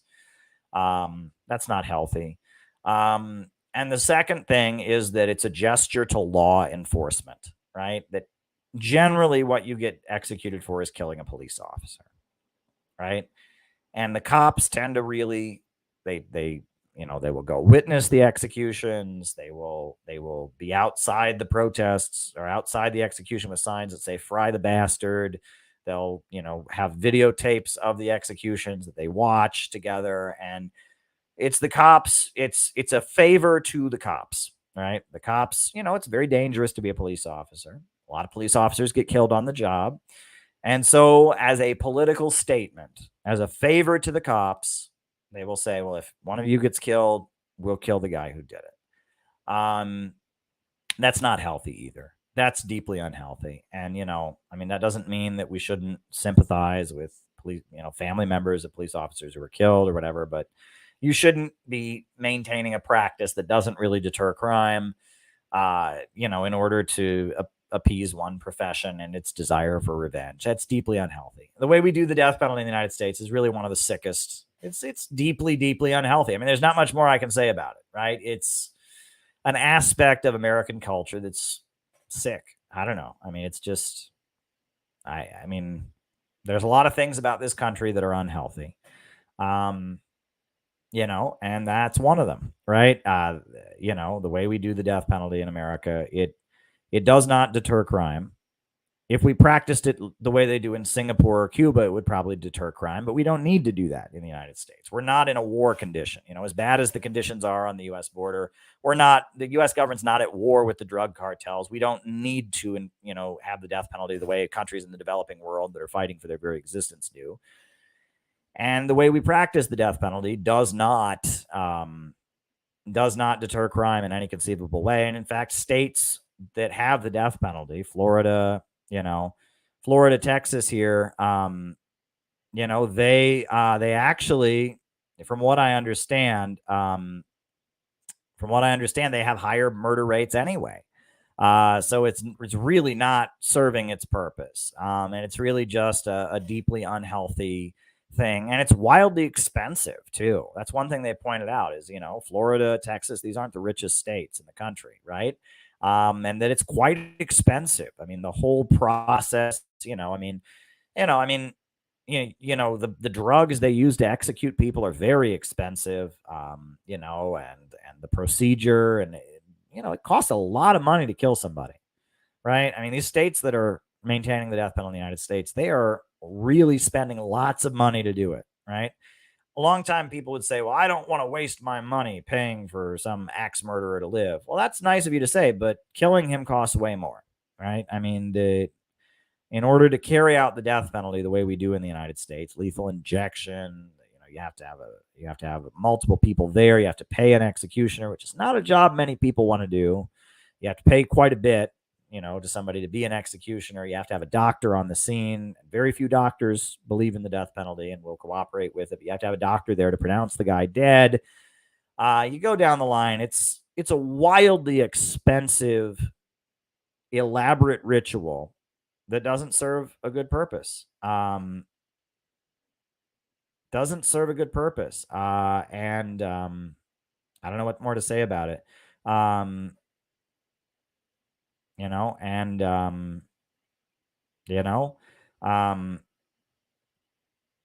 Yeah, I mean, I just, I think we'd be a healthier society if we got rid of it. That's my opinion. I think we'd be a healthier society if we didn't do that. That's my opinion. And someone asked about rehabilitation. Yeah, I do believe in rehabilitation. But I will say that, a lot of crimes, the overwhelming majority of people that are in U.S. prisons are there for drug-related offenses, right? Well, maybe get people off of drugs if they're using drugs, maybe get people economic opportunities so they're not selling drugs, or involved in the drug trade to make money. But, rehabilitation is something for people that commit crimes because they, the logic, I'm trying to get my words here. The logic of rehabilitation is that you committed the crime because you lack morality. And so rehabilitation, we're going to give you morality. We're going to teach you right and wrong. We're going to make you watch Barney the dinosaur, and you're going to watch Barney the dinosaur, and then you're not going to go commit your crime. For the overwhelming majority of people that are in U.S. prisons, making them watch Barney the dinosaur has nothing to do with their crime. Okay. People that are there because they have a drug addiction problem. I mean, if I guess you could rehabilitate them by getting them into rehab, etc. People that are there because they have been involved in the illegal drug trade. Well, give them economic opportunity, give them a job, where they don't, they're able to make money and raise a family, and they're not involved in something illegal. They probably wouldn't be doing that, and then, I don't know, axe murderers, you think some guy who, brutal axe murderers and serial killers, those kind of people, they're beyond help usually. Pedophiles, beyond help, right? They're not going to stop being a pedophile because you show them a Barney the dinosaur, or, anyway, they're not going to stop being a pedophile, so the logic of rehabilitation is that someone commits the crime because they lack moral guidance or something. And there are a slim number of cases where that applies. But the overwhelming majority of cases, the overwhelming majority of people in American prisons, the rehabilitation thing doesn't really apply to. They need economic opportunity. They need economic opportunity. They need treatment for drug addiction. They need drug rehab, drug addiction recovery. They shouldn't, I don't think people should be jailed for using drugs. I'm against using drugs, but I don't think I don't think they should be legal. I'm for legalizing drugs, including hard drugs, right? Because I think that, people need treatment. If someone's a drug addict, they need treatment. It's a medical problem. It's not a criminal issue. It's not a moral issue. It's not like they should be punished for doing a bad thing. They need help. But drug addiction of any kind is a medical issue. And there are very, very few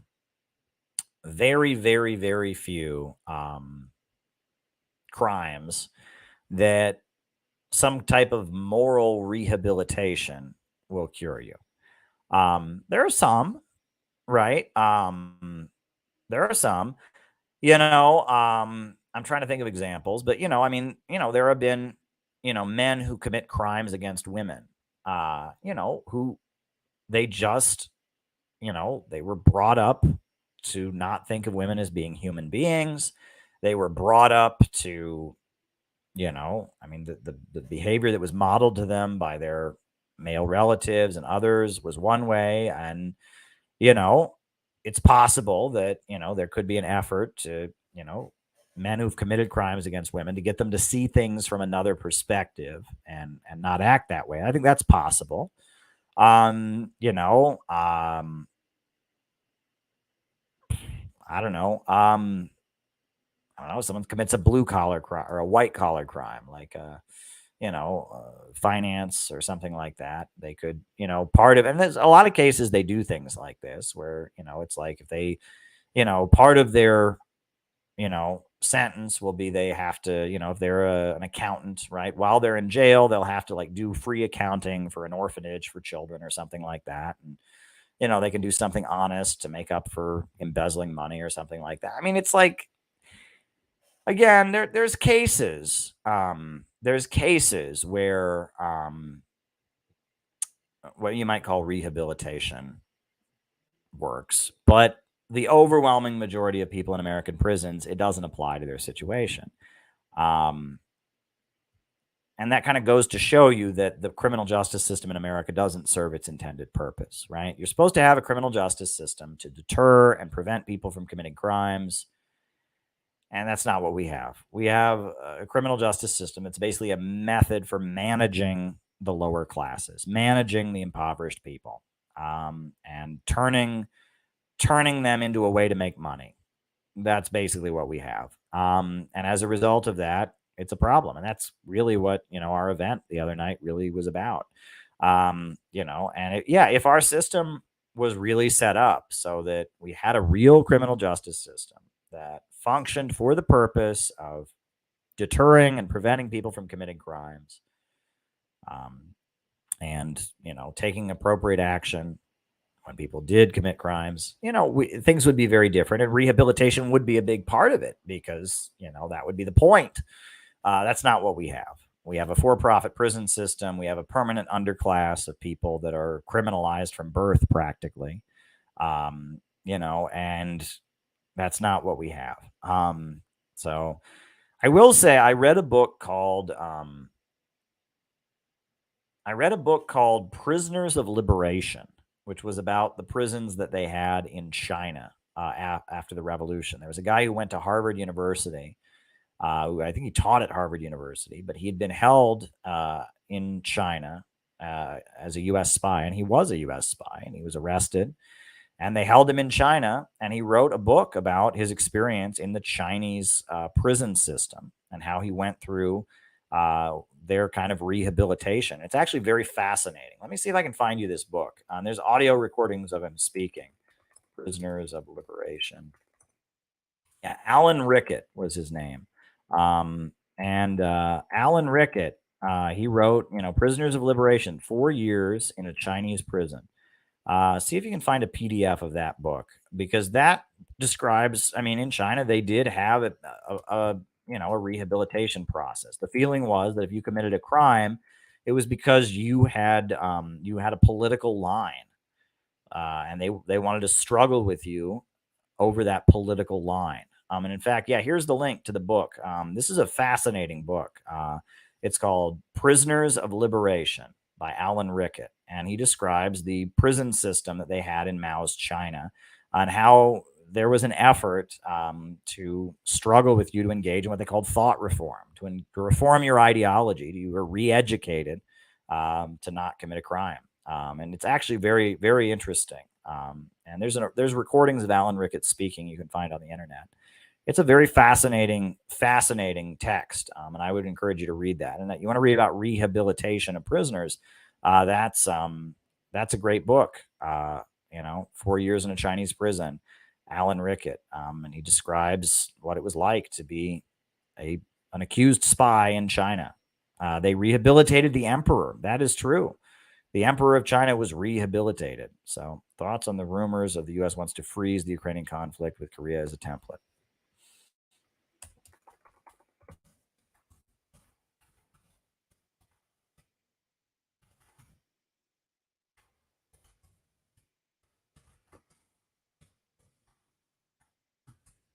Right. The next super chat is from John. And John says RFK tweeted that climate change is real, but the DNC and these authoritarian forces are using it for their authoritarian agenda. The DNC is twisting his words. Well, I agree with RFK on that. I as much as I love and respect the LaRouche people, they think climate change is a hoax. I don't. I'm not ready to say that. I think that climate change is a reality, but they're manipulating it to serve a degrowth agenda. So when RFK says that, I think he's right on the nose. That is my position exactly. I think climate change is real, but the climate change hysteria is being used to push an authoritarian agenda. I agree with RFK. And of course, they're twisting his words. It doesn't matter if he believes in climate change or not. You either agree with them or you're a Nazi, right? Or you're a bad person. And it's so obnoxious. And you're with them or against them, just like during the Bush years. You were with Bush or you were against him, and that's how these neocon people are. That's how the woke left are. You're with them or against them. RFK is against them. He opposes their foreign policy. He opposes their vaccine mandates. I think RFK is great in a lot of ways. Don't agree with everything he says, but I'm really glad he's running. I like Cornel West also. I like a lot of what Trump says these days as well. And RFK, every day I hear about him, he sounds great. I like what he has to say in a lot of ways. So, and he's out there saying that the CIA killed his father, for Christ's sakes. He is clearly, and I loved Jimmy Dore. He ripped into that hit piece on him from Reason Magazine. That was great. That was a tremendous piece by Jimmy Dore, just ripping to shreds. And yeah, I like RFK a lot. And thanks for sharing that with me, John, because I think you're absolutely that is really, really great. Next question. Thoughts on the rumors that the USA, and this is the last one I've got. So if you got more, shoot them my way because, time is of the essence. We're past the 2-hour mark, but it's not too late. I'm going to keep going. If I get more super chats, this is the last super chat I've got. Thoughts on the rumors that the USA wants to freeze the Ukrainian conflict with Korea as the template. Well, that's interesting. I started hearing the phrase frozen conflicts. That was a phrase that started being used by the United States in 2014. It talked about Syria. It talked about Ukraine, and it started talking about frozen conflicts. That became a buzz phrase the U.S. officials were using. I never heard that buzz phrase, and they were always throwing it at Russia and saying, "Oh, the Russia's creating frozen conflicts." And I remember thinking, "What's a frozen conflict?" But it's a conflict where it's like there's not a clear victory for one side or the other, and it's just kind of ongoing. And it was a term used by all the U.S. people, right? And it was during the last years of Obama's administration. They all started talking about frozen conflicts. That's interesting because the fact that they all started using this phrase and throwing it at Russia may mean that in the back room was their plan all along.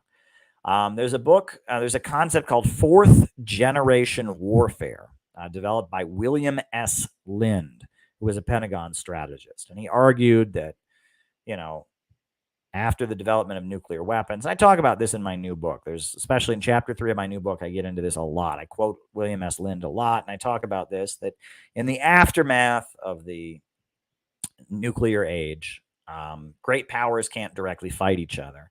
So wars tend to be waged increasingly by what they call non-state actors. Non-state actors are increasingly important in wars. And that, that fighting a non-state actor is very different than fighting an actual army, right? When two countries fight each other, that's one thing. But, when you're fighting a non-state actor, that's a very different thing. And that the rise of non-state actors and the support of non-state actors by states, but non-state actors also have their own agenda. This is part of the Brzezinski stuff. This is part of how they won the Cold War. And now they're talking about frozen conflicts. In Syria, for the most part, Syria wasn't fighting governments. It was fighting non-state actors, armed by Turkey, armed by the United States, armed by Jordan, Russia, right? For a long time, the Donetsk People's Republic, the Lugansk People's Republic were states Russia did not recognize. And there were militias, in those areas that were, these were states Russia didn't recognize. And there also are a lot of Ukrainian forces that are like technically part of the Ukrainian military, but independent and ideological. And all the stuff that William S. Lind wrote about fourth generation warfare and all of that really applies, right? That non-state actors and kind of ideological groupings and counter gangs and all of this is very important, right? When we talk about Bonapartism, we talk about the Society of December 10th, we talk about Sorelianism, George Sorel, and his concept of revolutionary organization as opposed to the Marxist one. Chapter 3 of my new book, go and read it. I get into all of this because this is really important. War is not the same as it used to be. Used to be countries just went to war with each other. Not anymore. Now it is way more complicated. And that's why organizations, ideological organizations, can be very important, right? They can play a very important role, in this kind of ongoing geopolitical chessboard, right? And that organizations, they have their own agenda, and that's non-state actors are different than states. People point to different organizations around the world and they say, well, they're just puppets of the United States. They're just puppets of Russia. Maybe they are, but they also have their own agenda and they have to exist. Many of the organizations and entities around the world that were propped up by the United States during the Cold War to fight communism at this point are playing an anti-imperialist role because they are liberal, right? I mean, great example. Tulsi Gabbard. Tulsi Gabbard, what is her religious affiliation?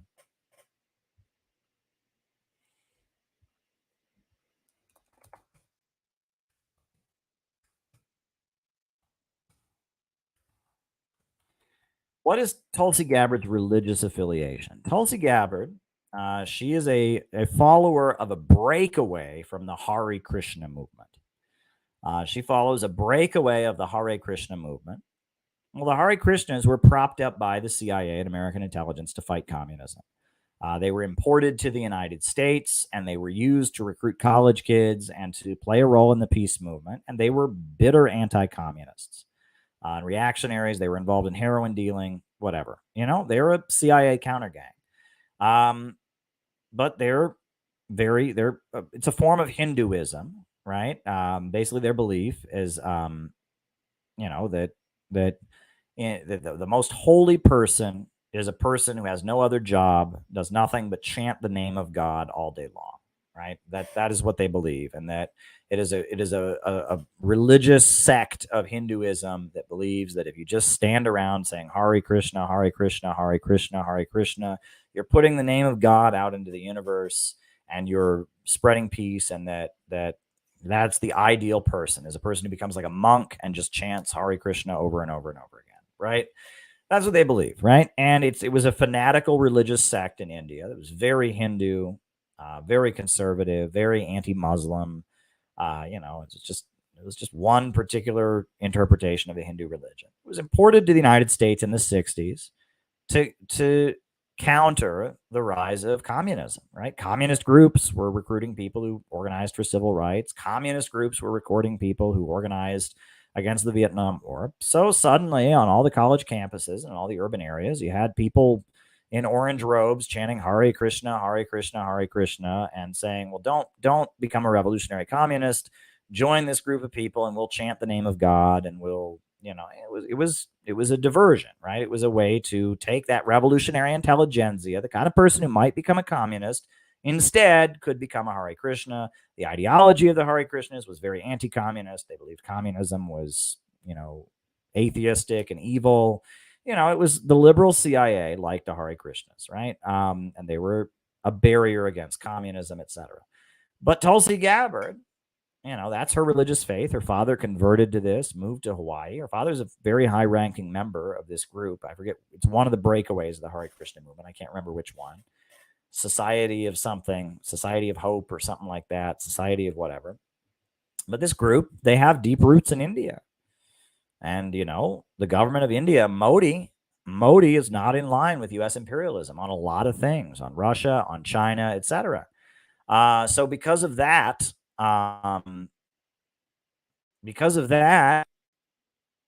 Tulsi Gabbard's position on U.S. foreign policy is much more critical.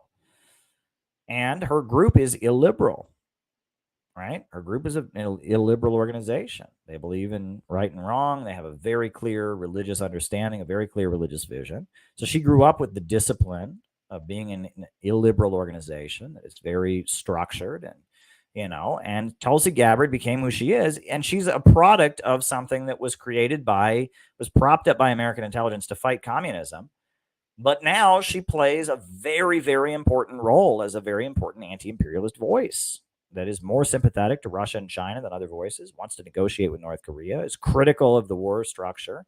And she's, and this is a pattern, right? Hare Krishnas were a non-state actor, a religious sect that was propped up by American intelligence to fight communism. But their views, they don't believe in gay marriage. They don't believe in abortion. They are close to the government in India, and they don't agree with U.S. foreign policy.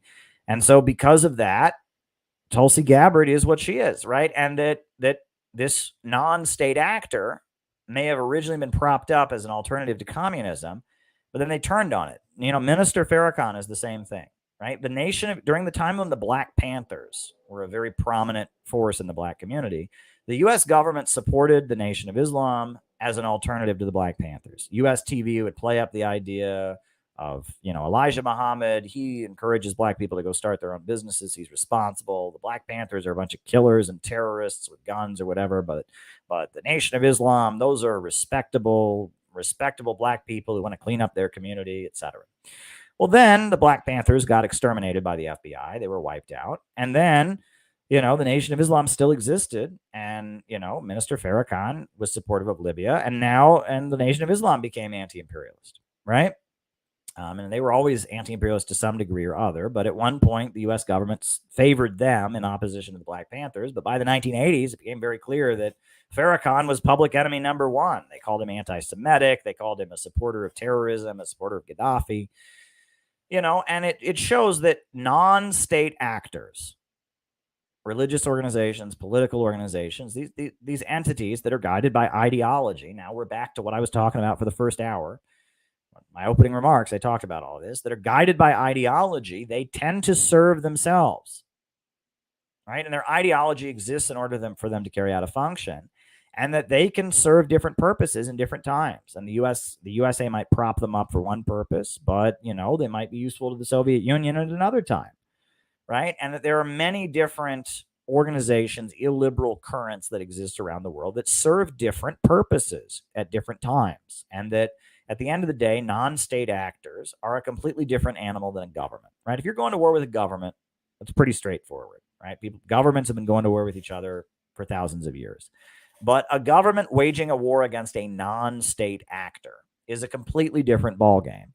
And fourth generation warfare and the late Cold War was very much the U.S. government strategizing and perfecting the art of manipulating and waging war against non-state actors. Global communism was a non-state actor. The Communist International, the communist parties of the world that were aligned with the Soviet Union, they were a non-state actor.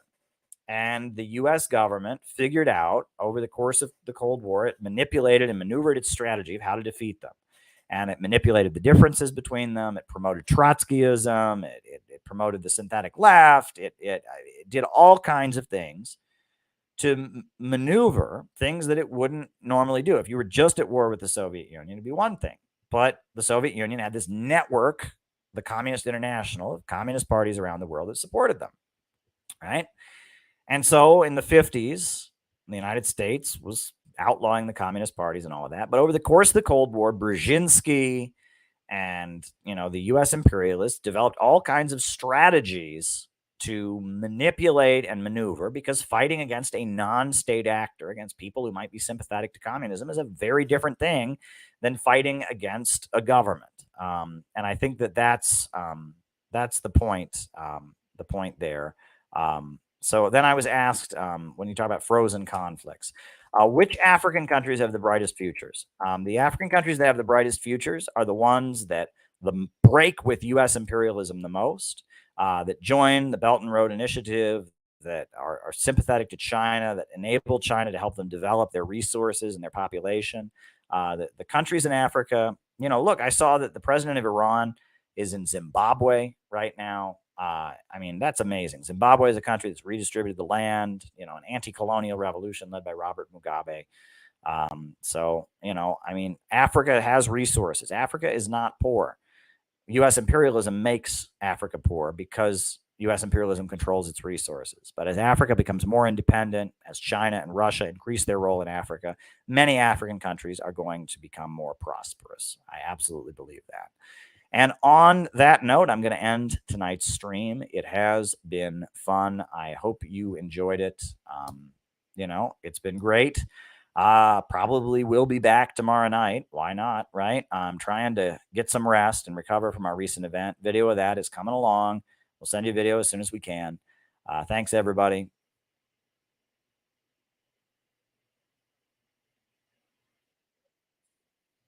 Struggle against U.S. imperialism is now emerging throughout the world. Ever since World War II, U.S. imperialism and its followers have been continuously launching wars of aggression. But the people of various countries have been continuously waging revolutionary wars to defeat their aggression. And while the danger of a new world war still exists, and the people of all countries must get prepared, revolution is the main trend in the world today.